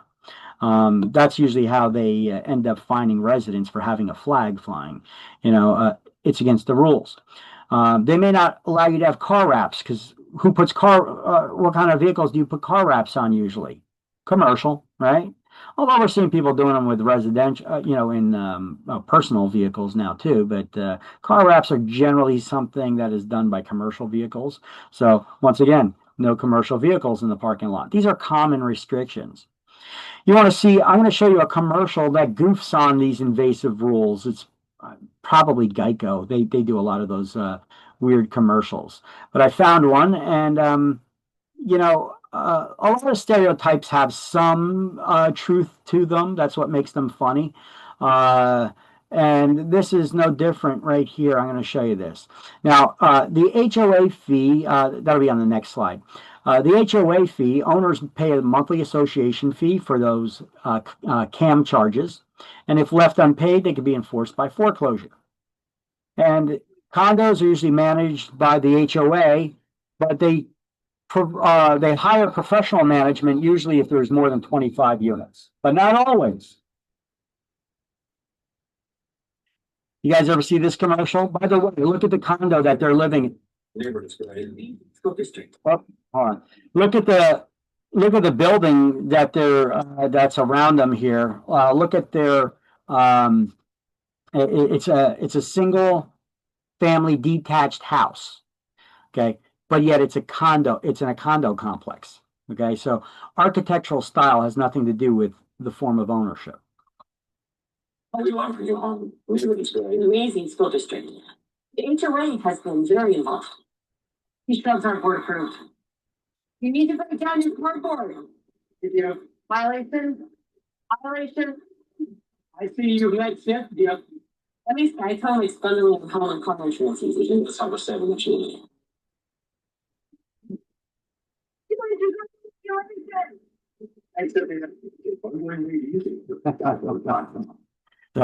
I mean, it's funny because it's kind of true. You do see these people that, they get a little power in these HOAs and it goes straight to their head. Walking around, you see the husband walking around with the clipboard and the wife's like, you gotta break down the cardboards. This flower pot's not board approved. Your mailbox is 2 inches of regulation size. It's like they're all in your business. That happens. That happens. I mean, not necessarily with a chainsaw to your mailbox, but these people get all in your business. Well, I told you I sold a lot of condos, and usually it's not the complex being crumbling or falling apart that's the reason why people move. There are legitimate reasons, and that's usually like upsizing, relocating for work, or growing families and all that. But a lot of times when those were not the cases, why people were moving, I would say the biggest reason is because the invasive HOA like that with the rules. They're all in your business and coming up with a bunch of rules all the time you need to follow, otherwise they fine you. Yeah, some of those. So you really need to find out before you buy in a condo complex. I would usually ask people there. I'm like, yeah, I'm thinking about moving here and buying a unit. How does the HOA run the complex? I mean, it looks really nice, like they maintain it well, but do they run it like a bunch of Nazis here? They're all up in your business all the time. Oh, by the way, are you on that board? Maybe a good question to ask first, to find out if they're all in your business and stuff, because that could be a major pain in the butt, and reason why a lot of people move. Now, look, I got some more examples here too. How about this one? An HOA orders you to keep your garage door open during the day. Otherwise, they fine you. Can you imagine that? What do you keep in your garage? Well, your car, but some people store a lot of stuff in there. It's like the armpit of your house. You store a lot of crap in the garage, right? So why would an HOA force somebody to do that? Well, here, let's take a look.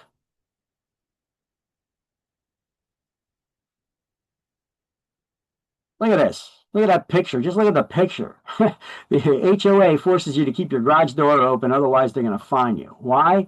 Because, of course, it happened in California. Of course, they come up with wacky rules. They want you to have your garage door open from 8 a.m. to 4 p.m. or face a $200 fine. Why? Because it came to their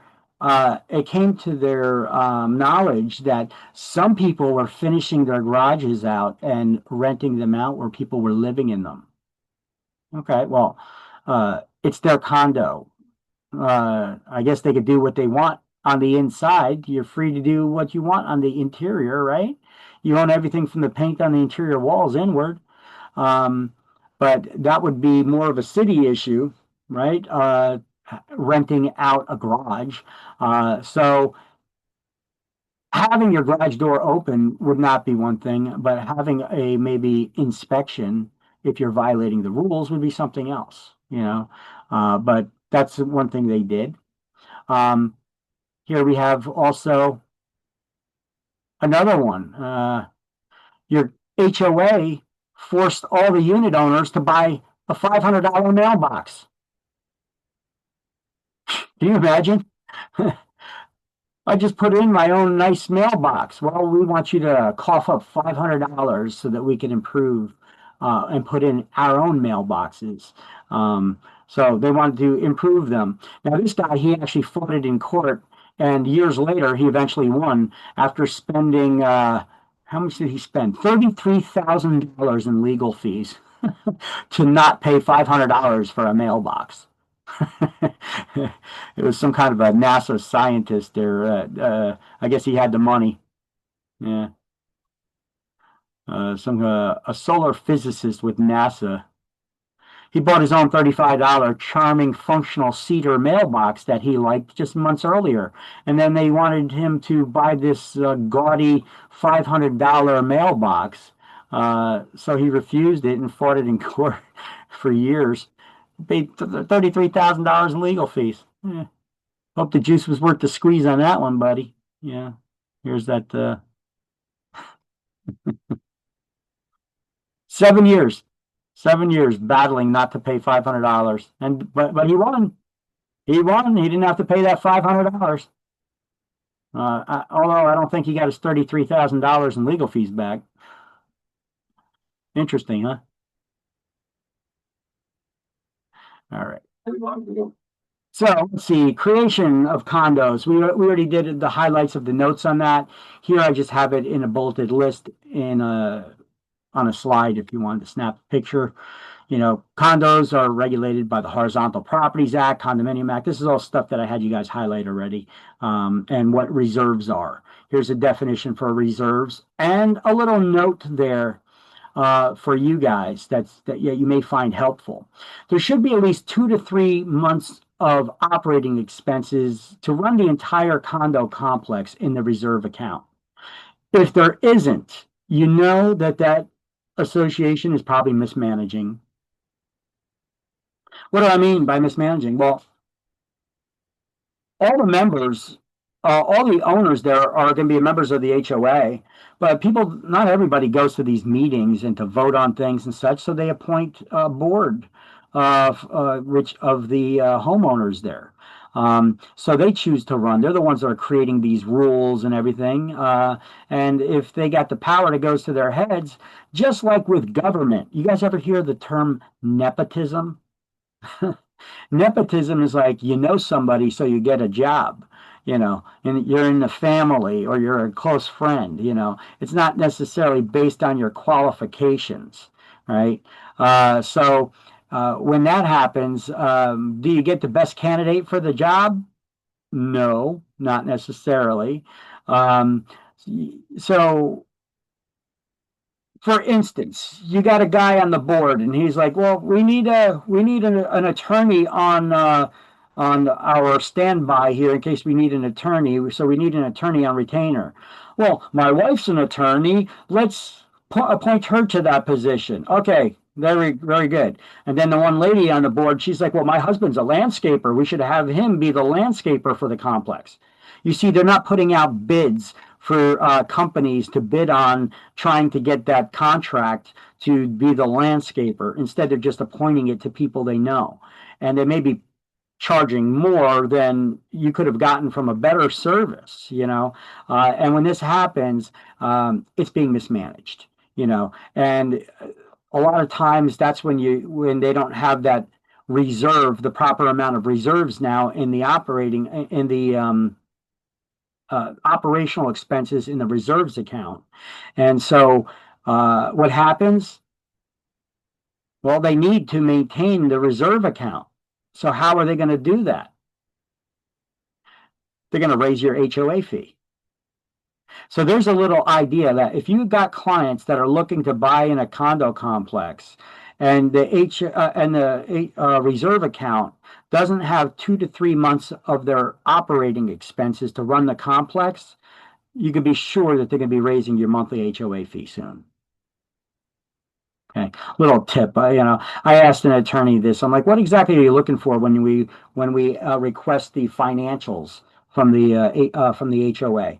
And he's like, well, basically, we want to make sure they have the right amount of reserves in the account, and we want to make sure there's no lawsuits going on either. You really don't want to buy in a complex until a lawsuit is settled, if there's any lawsuits currently going on, because then you could be buying into a unit where you may have to do a payout for a lawsuit for a complex. So those are 2 reasons why you wouldn't want to buy into a condo association. You'd want to find out about those things first.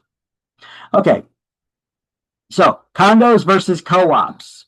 What are in a condo, you own real estate. In a co-op, you own stock and you get a proprietary lease. You got your own mortgage bill in a condo. Co-op, well, you got a cash or personal loan to buy. You get your own tax bill in a condo, co-op, it's built into your monthly maintenance charge, right? Because you don't own real estate. The corporation that does, and they pay that tax bill. CAM charges. They both get CAM charges. Co-ops have a higher one though, because it includes the fees for the mortgage, the underlying mortgage on the property, and the taxes that the corporation pays. So HOA application, nope, not for a condo. Co-ops, yep. HOA credit score requirement, not for condos, but yes for co-ops. Condos are managed by the homeowners association, and co-ops are managed by boards of directors. Because who makes all the decisions in a corporation? The board of directors. You get your own homeowners insurance with a condo. Co-ops, you get renters insurance. Can it be rented? Condos can. Co-ops, not unless you've been trying to sell it for at least 4 months at a price no greater than your initial investment, and there's at least 10 units there. Then New Jersey law allows you to rent it if they have a no rental clause in their rules, which most do. Income tax advantages are identical to those of single-family homeowners for both of them. And can owners be affected if the neighbors don't pay their CAM? Not in condos. That individual unit can get foreclosed on. Doesn't affect your neighbors. In co-op, yeah, if enough neighbors aren't paying their fee, they're not collecting enough money to pay the underlying mortgage and tax bill. And yeah, it could affect your neighbors. Okay, so a condo conversion is when you buy a building that's already there, maybe buying an apartment building or a multifamily house, and you're converting it to condominiums. Well, it's created by the state's Horizontal Properties Act, and it requires approval 3 years and 2 months before the conversion may start, if it's not vacant already. Because you can't just kick people out that are living there, right? So who can you not just kick out? There are certain people there that if they meet all of these criteria, they could remain as tenants for the next 40 years if you're trying to do a condo conversion.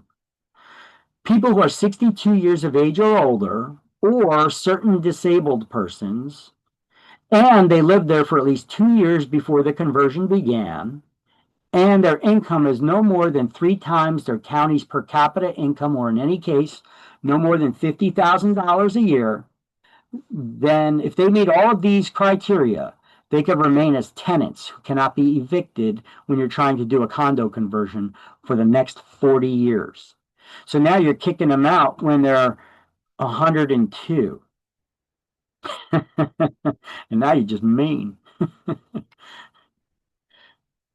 All right, so here we can highlight that in the book, I guess, or just put a box around it because that's a lot of highlighting right there. But yeah, so knowing about the condo conversion and who cannot be evicted from a condo conversion when that goes down.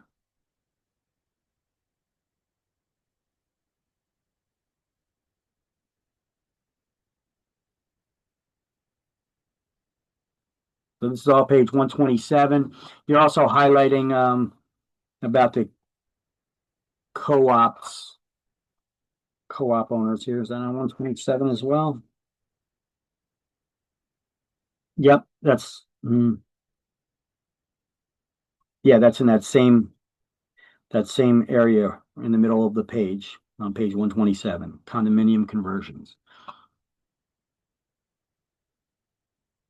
Okay.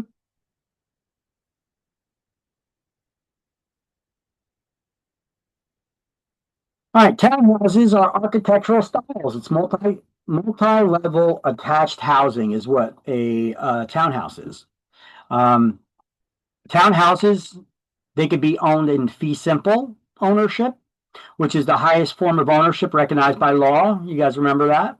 Or it could be a condo ownership, which is basically fee simple ownership, but you have condo association rules that you need to follow. And you only own everything on the paint, from the paint on the interior walls inward, and a proportionate share of the common area elements. All right. So the term townhouse is used to describe an architectural style, which the buildings share a party wall. That's that common wall that separates the two units. It's called the party wall. And it can be townhouse developments can be condominiums, and often they are. You know, where you have the monthly the maintenance of the exterior of the building, the snow removal, landscaping, all that is done by the HOA. But there are townhouses that are fee simple ownership without a association. They're not condos, and they look like I've got a pictures coming up in the next couple slides. I promise you, these townhouses that you could probably spot and figure out that they're not condos. Remember, I told you it's impossible to tell the difference if it's condo ownership or fee simple ownership. However, sometimes you could get a clue. If it's not maintained very well, and each unit is like one's maintained extremely well, the next one is not, is all busted up, you can get a pretty good idea that there's no HOA, there's no condo association there. It's not a condo. Because HOAs, they would maintain the entire property outside, keep it all nice and uniform. You wouldn't have one that's well kept and one that's busted up, or different colors, unless there's some sort of a pattern there that's alternating pattern of style or look or color of the building, of the exterior. They want to maintain that uniformity to maintain the value and desirability of that property. So condo is a form of ownership, and a townhouse is an architectural style. Often townhouses are condos. It's a form of ownership with it's fee simple ownership with those CC&Rs, you know, those bylaws that we need to follow. Now, townhouses is just an architectural style, multi-level attached housing that shares that common party wall. And often they are townhouses are condos, but not always. Here's a picture of some townhouses in Linden. These things are over 100 years old, but take a look at them. They got different types of stairwell banisters, right? For the front, going up to the front door. They're different colors, they're different styles. These ones have one in the middle and on the sides, and they're two different styles right here next to each other. Over here, it's a totally different style.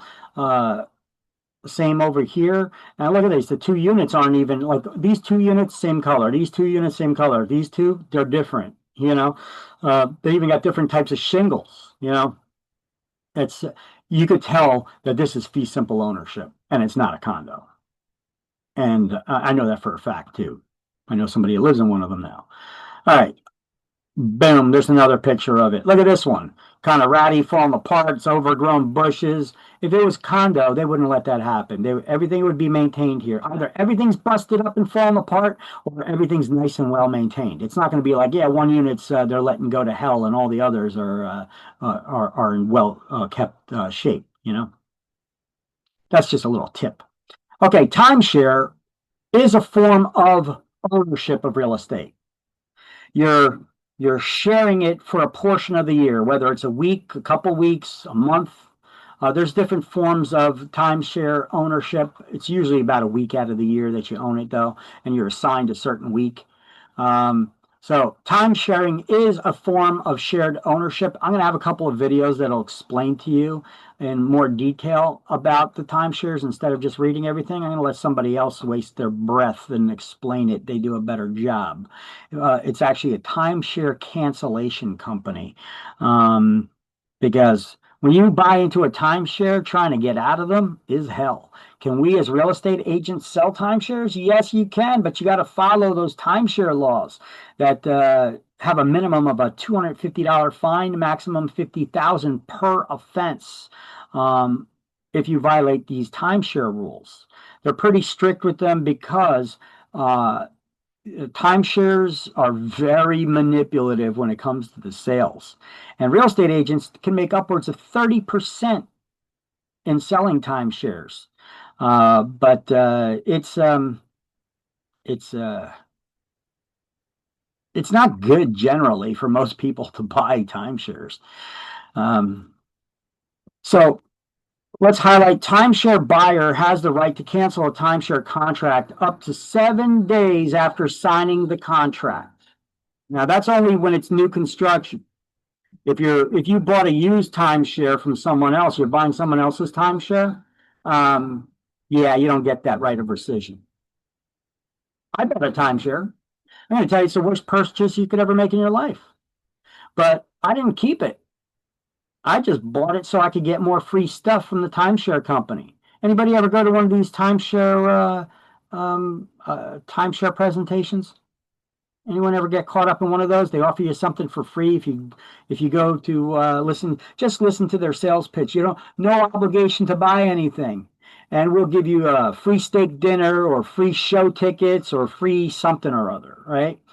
And they're usually in vacation destination resort areas where, hey, you come here, you watch our timeshare presentation, no obligation, but if you want to buy, you're more than welcome. We just want to show you, instead of having to get a hotel room every year when you come to Disneyland or wherever it is, you buy a timeshare over here, okay? And they show you how it's in your best interest, but they bribe you. They got to bribe you to come to their presentation.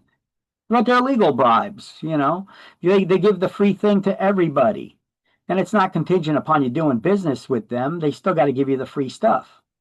However, if you let them think that you're going to do business with them, they'll probably give you more free stuff. And that's what I did when I went to mine in Las Vegas. I went into this presentation just to learn, because these guys are highly trained salespeople. And one thing I've learned is it's a 3-ring circus. Literally, it's a 3-ring circus. There are 3 portions you got to go through. First, they put you in a room with a lot of other people, and they give a presentation, and then somebody that's supposed to be somebody in power, they start talking to you about how great that this is and how great their company is and how stable they are and blah, blah, blah. Now, one thing, if you're observant, different timeshare companies do this in a different way, but the one that I went to, they had cameras in the ceiling pointing at the crowd. So when you were watching the presentation, there were no salespeople in the room. They were all next door in the next door room watching those cameras, so that you feel more comfortable and relaxed there, instead of having a salesperson sitting next to you. They were watching you from the other room, so that when you were like, oh yeah, honey, look at that, they're making a note. They know what this sucker's interested in. So then after the presentation, then you go out to a room where you get a free buffet or whatever that they offered, and then have a salesperson come and visit you at your table. You all have to sit at your own tables alone, or as a couple that you came together, and then they give you this sales pitch. Now, this first round of salespeople that come out, they're usually beautiful people. I'm seriously, they look like models. The girls, the guys, they all look like models. You know why? They're highly trained salespeople, though, but they all look like models. Why do they do that? Well, it's hard to say no to someone you're so attracted to, right? So it's actually a part of the high-pitched sales schemes that these timeshares do. And then if you get past them, then they get a manager that comes out that you got to deal with, that's not as beautiful. Has a couple of years in there, highly skilled salesperson. They've been doing it for years. And now they're going to try to sell you, do the sales pitches on you now too. And then if you manage to get past that guy or gal, then they take you off to an office where you can meet with the head guy, who will give you all your free stuff that they promised you, and then you could be on your way. Now, they usually give you a cooling off period there, and when you're bouncing in your chair and you're like, where the hell is this guy? Boom, that's where he's going to show up. And they actually did that for me. And, I didn't look. I should have looked, but I didn't look.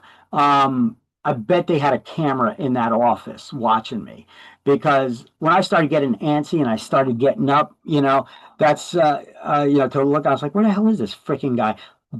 He walks in the room and he does just that. He claps his hand. He's like, what are you guys doing? And then he did some kind of rubberneck thing like that. And this was an old guy. So I was like, you can't help but smile, because it was so goofy. But that was his objective. That was part of his training there. you gotta break the anger and the tension in the room. So you say, oh, so you're not interested in buying the timeshare, you just want the free stuff, right? No, no, I'm just kidding with you. I'm just busting your chops. He's like, we'll give you all of your free things, and then you could be on your way. But let me just ask you a few questions. And then, boom, they're trying to sell it to you again. If I lowered the price, if I lowered the interest rate, if I give you more freebies, these are the ways that they try to sell it. So, what I did is I was like, well, you know what? I'm in Vegas, and I think it was August when I was there, and it was freaking hot. My sneakers were melting to the ground. So I was like, you know what? I'm in Vegas for 3 more days. Uh, if you can get me that interest rate at that price, and we were negotiating for a while. I was like, if you could get it for me at that interest rate, at that price, and you give me all those freebies. Oh, and you know what? In my hotel, I got Carrot Top that's doing a show. If you could get me the tickets to the Carrot Top show, and if you could also get me a car that has working air conditioner in it for the next 3 days, I'll buy the townhouse. And the guy's like, oh, well, we don't do that. We don't. I was like, well, then I'm not interested. And he's like, well, hold on, let me see what I could do for you. And he leaves the room and he's gone for a while and he keeps poking his head in every now and then. I'm still here. I'm still here. Just hang in there. He gets me the additional freebies that I asked for. He even got me a rental car for 3 days. and so I was like, okay, well now I got to buy this townhouse, right? Or the timeshare. So I signed the papers. Now I didn't have to give him a credit card or a check or anything. I just signed the paperwork because I'm in real estate and I know that there's a 7-day right of rescission on this. So when I got home, there was a FedEx envelope sitting right there in my doorway, and before I unpacked my luggage, I ripped it open. I signed the rescission documents, and I sent it back in the mail. I didn't buy a timeshare. I just got all the freebies. Don't hate the player, hate the game. I just played the game better and got more freebies out of them. But that's what they got to do. So anyway, that is a timeshare. If you ever have the opportunity and you really have a lot of patience, you could go there and probably get more stuff out of them like I did. I manipulated them a bit into that. But hey, that's their game. I just played it better, Just be aware, like me, even though I was knowing kind of what to expect, it is frustrating as hell, and it's going to waste a lot of your time. But you could get a lot of freebies and stuff out of it in case you want. All right, so time sharing is a form of shared ownership. It is a form of ownership. Which one of these is not a form of ownership? Fee simple, condo,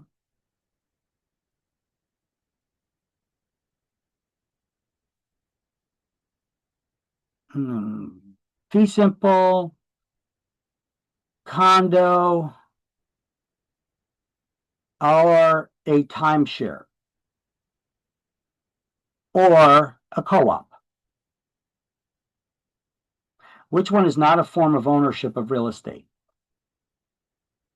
Fee simple, condo, timeshare, or co-op? Timeshare and co-op. Co-op, because you buy stock. It's stock in a corporation. Timeshare is ownership of real estate. You only own it for maybe a week out of the year, but it is still ownership. And that's a question you'll get on exams. Okay, so there are penalties for violating timeshare laws. Look at that. The minimum of $250, maximum of $50,000 per offense. All right, let's listen to this guy now. Here, let me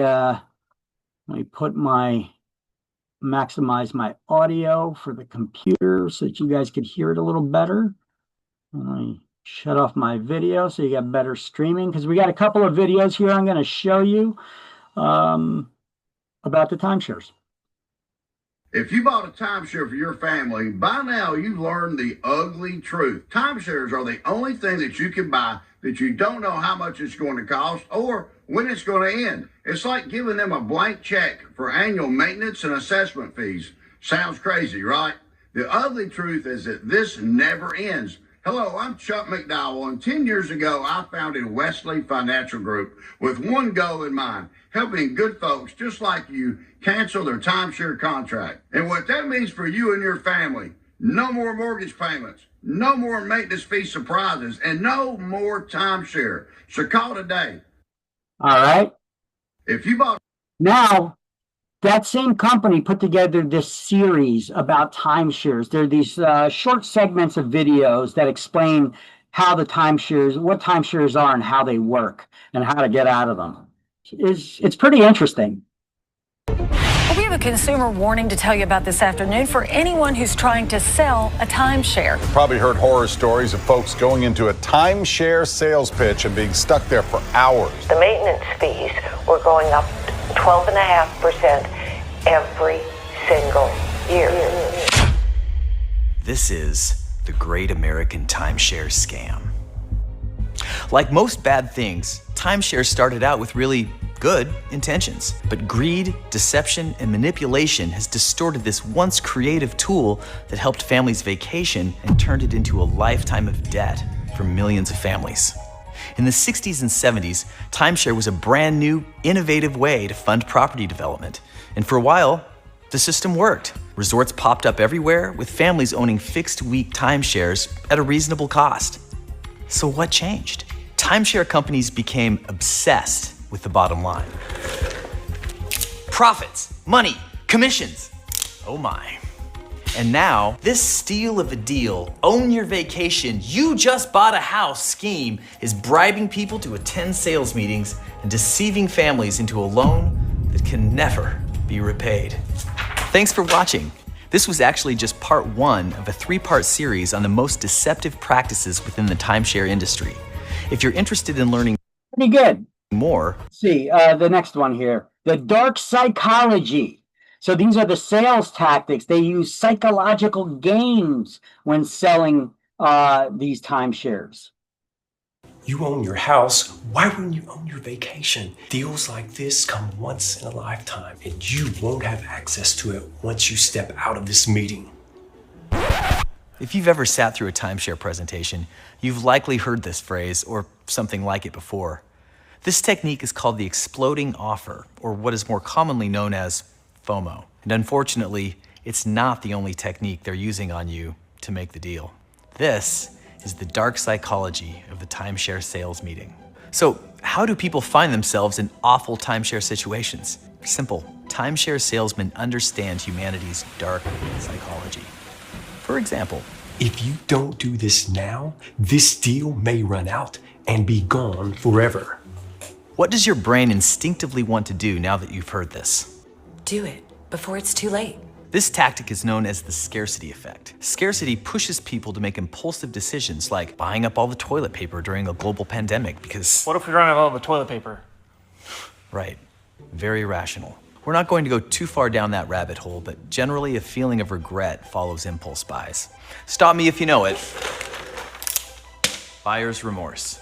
Another example is the law of reciprocity, where people feel obligated to stay for the sales meeting because they were given free tickets to an event or a free dinner. This is why they... Watch the glass. This is why they bribe people to come to the sales presentation, because it makes people feel like they should give back their time in exchange for these gifts. And these are just a few examples of the dark psychology timeshare salesmen use. They are masters of persuasion. This is why it's so important to be aware of the psychological influences that affect decision making. That way, you never find yourself in a timeshare presentation to begin with. Ready for vacations for life? Keep on walking, pal. Thanks for watching, and stay tuned. You just finished part 2 of our 3-part series on the deceptive practices to look out for in the timeshare industry. The next video is the timeshare contract. In that video, we go over why the timeshare companies will pressure you into that first sale, because once they've got you, they're not going to let you go, at least not without a fight. Uh-oh, things are heating up. Let's see. It's a pretty good series, right? Explaining how they work. Timeshare is an investment.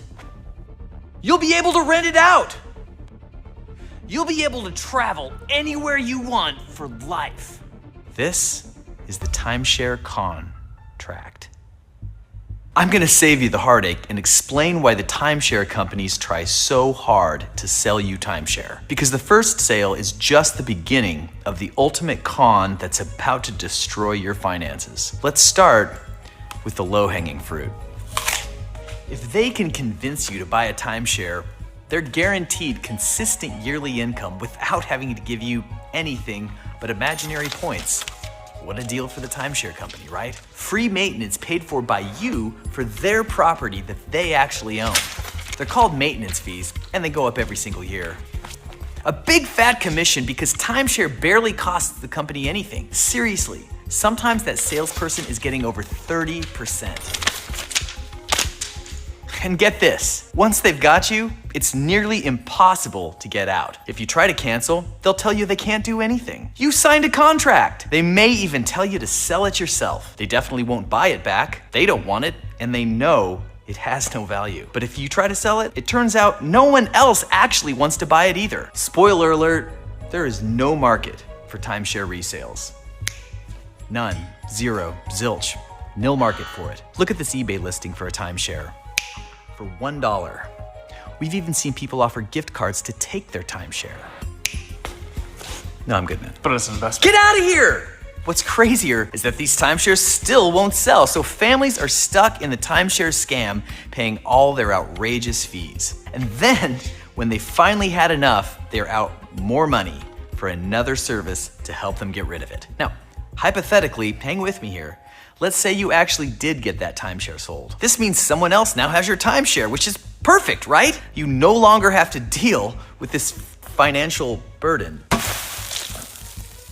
But there could be a catch, and we've seen this happen over and over. If the person who bought your timeshare stops paying and the timeshare company comes calling, guess who could be on the hook for all of that debt?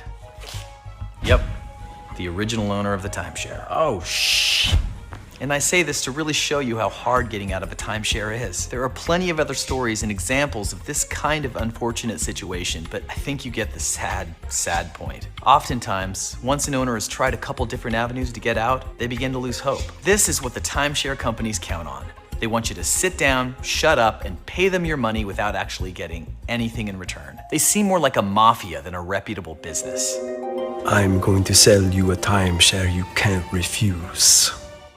But thankfully, you don't have to be hopeless. It seems like one of the only ways you can actually cancel your timeshare and all its related debt and fees is through a timeshare exit company. It isn't easy, and it can take up to 3 years, but it is possible. The only caveat per se is that it needs to be a reputable company. There are a few good ones out there, but as these timeshare exit companies have gotten bigger, the timeshare companies have actually started suing them into oblivion. We know this for a fact because they sued us too, but we beat them in.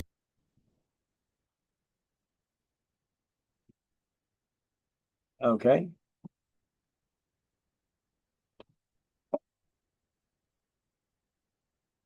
Not sure what's going on right there.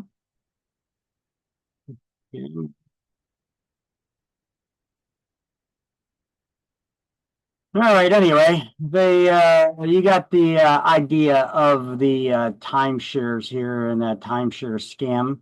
Let's see if I could change the slides. Yes, I can. Timeshare is an investment. Where do they go here? Debt Do and we all fees, pretty much deals like this. They found them yet. The dark side may shock you. Huh. Well, there was more of it. They seem more like a mafia. This is what the timeshare companies count on. They want you to sit down, shut up, and pay them your money without actually getting anything in return. They seem more like a mafia than a reputable business. I'm going to sell you a timeshare you can't refuse. All that, right? But thankfully, you don't have to be hopeless. It seems like one of the only ways you can actually cancel your timeshare and all its related debt and fees is through a timeshare exit company. It isn't easy, and it can take up to 3 years, but it is possible. The only caveat per se is that it needs to be a reputable company. There are a few good ones out there, but as these timeshare exit companies have gotten bigger, the timeshare companies have actually started suing them into oblivion. We know this for a fact because they sued us too, but we beat them in federal court for the right to help people like you get relief from the burden of the never-ending lies and fees. This video series only scratches the surface on the most deceptive practices within the timeshare industry. If you want more videos like this, hit that like button. So that was that. We did see the whole thing. Okay. And here's a bunch of architectural styles that are common here in New Jersey. Now, don't confuse ownership types with the architectural style, you know, townhouses versus condo. All right.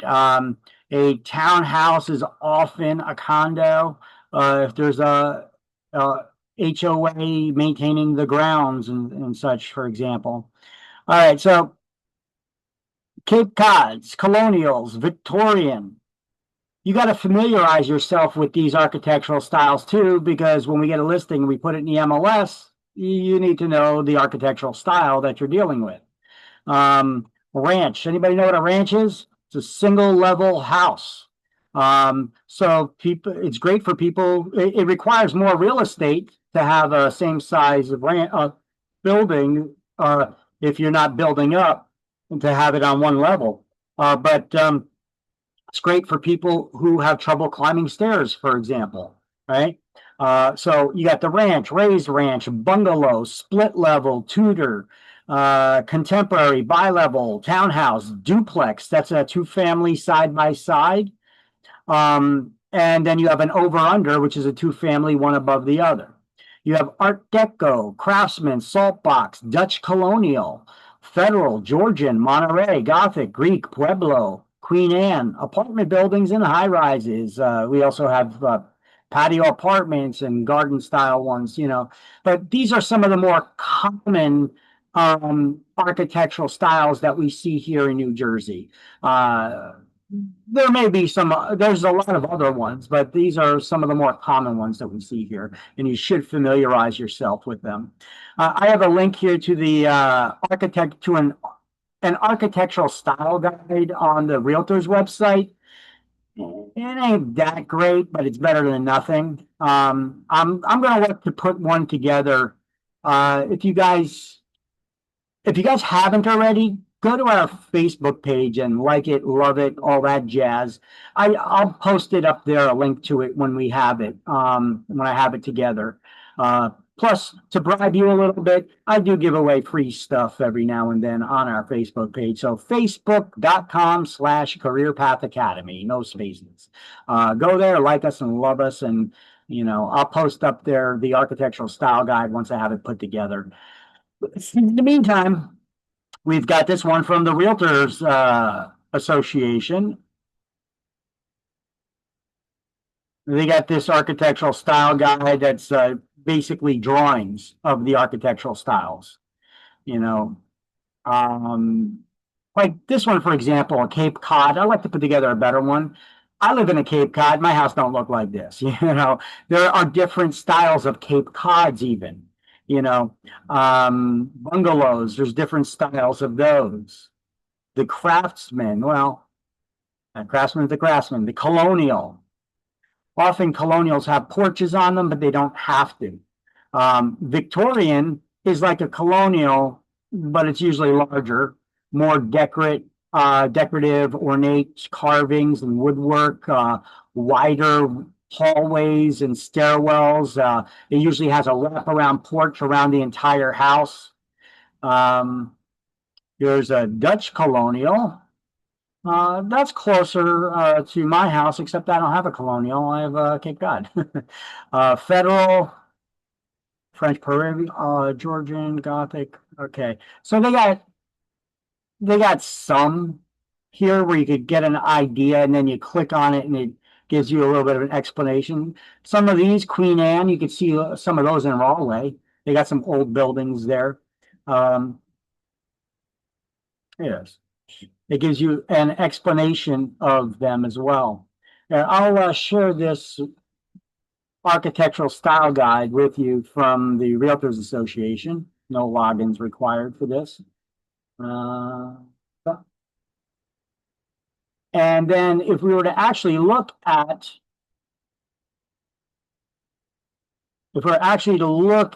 just above it, it says also see structural elements. If you click on that,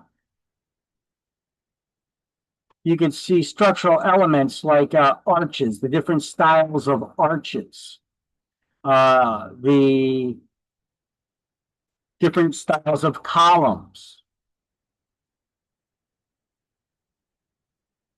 dormers, different styles of dormers on roofs, different molding styles.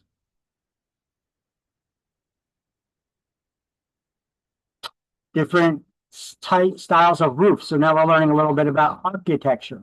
You know what? Some of those style guides and such go with that. Remember the designation course I told you at the end of chapter 3 about dealing with builders and stuff, becoming a buyer's representative for dealing with directly with builders? They give you a portion that actually goes over a lot of architectural stuff so that you know. They teach you everything about the construction from the foundation up, you know. Architectural styles. I think that they go over some of that stuff in there. I'd have to really go over mine again. I got my stuff here on CD, you know, DVDs, you know, that I took that course ages ago. But you can see the different style homes, you know, gambrel, that's like the shed style, you know. Different types of roofs, cross gabled, front gabled. Different types of window encasements. Bay window, bow window, it's a bay. Casement, double hung. Oh, look at that. Looks like a castle. All right. You get the idea. All right. So I sent you the link that has all that stuff.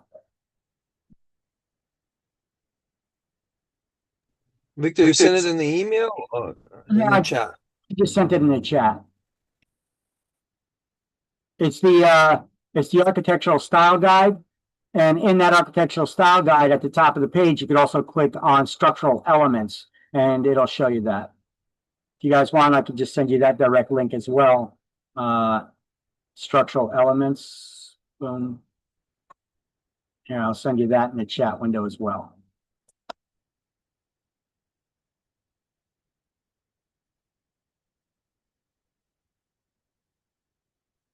Alrighty.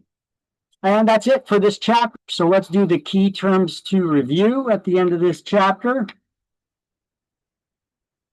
See how many we got here.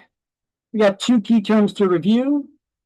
So remember, I read out the answer on the right-hand side, the phrase, and then you shout out what you think the corresponding answer is to it on the left-hand side. So there's no penalties for wrong answers. So shout them out as you got them. You ready? Yes. All righty, let's do it. Ownership. Title. Title's another word for ownership, right? Default form of ownership for those who are unmarried and not in a civil union. Tenancy in common. Tenancy in common, 11 is B. Person named in a will to inherit real estate. Devisee. A devisee is correct. Devisee is someone you name in a will to get the stuff. 2 is C. A group with each partner completely liable. General partnership. A general partnership, 3 is D. A non-married person with the right of survivorship. Joint tenancy. A joint tenant, yep, 4 is E. Business owned by one person or entity. Sole proprietorship. A sole proprietorship, 9 is F. Co-owners join together to carry on a business. Partnership. A partnership, 7 is G. Court ordered sale and division. Partition. It's a partition proceeding, correct. 6 is H. Legal entity considered to be an artificial person. Corporation. It's a corporation, 1 is I. Process by which a co-owner automatically receives the shares of the co-owner who dies. Right of survivorship. 8 is J, the right of survivorship. That's the process. Special ownership by married couple. Tenancy by the entirety. They own the property entirely together, a tenancy by the entirety. 10 is K. Real estate ownership by only one. Tenancy in severalty. In severalty, your interests are severed from all others, so 12 is L. A group with only the general partner fully liable. Limited partnership. A limited partnership, 5 is M. All right, turn the page and we have another one here. Co-op owners' rights. So this is key terms 2. Co-op owners' rights to a specific apartment. Proprietary lease. A proprietary lease. That's a fancy name for a custom lease. Yes.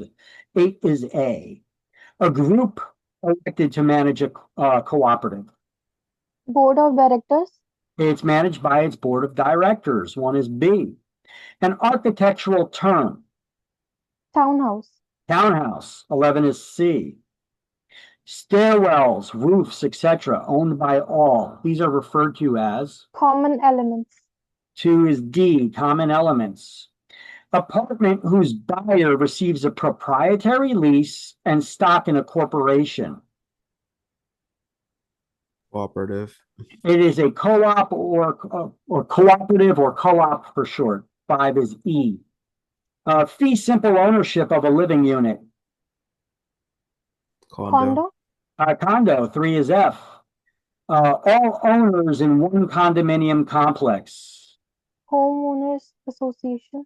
To which all will belong. Correct. 6 is G. Apartment house changed to condos. Conversion. It's a conversion. Correct. 4 is H. Conversion. Money set aside for future repairs. Reserves. Reserves. 9 is I. Ownership for part of a year. Time sharing. 10 is J. Timeshare. Regulates the creation of condominiums. Horizontal Property Act. The Horizontal Properties Act. There we go. 7 is K. And that concludes chapter 7. So let me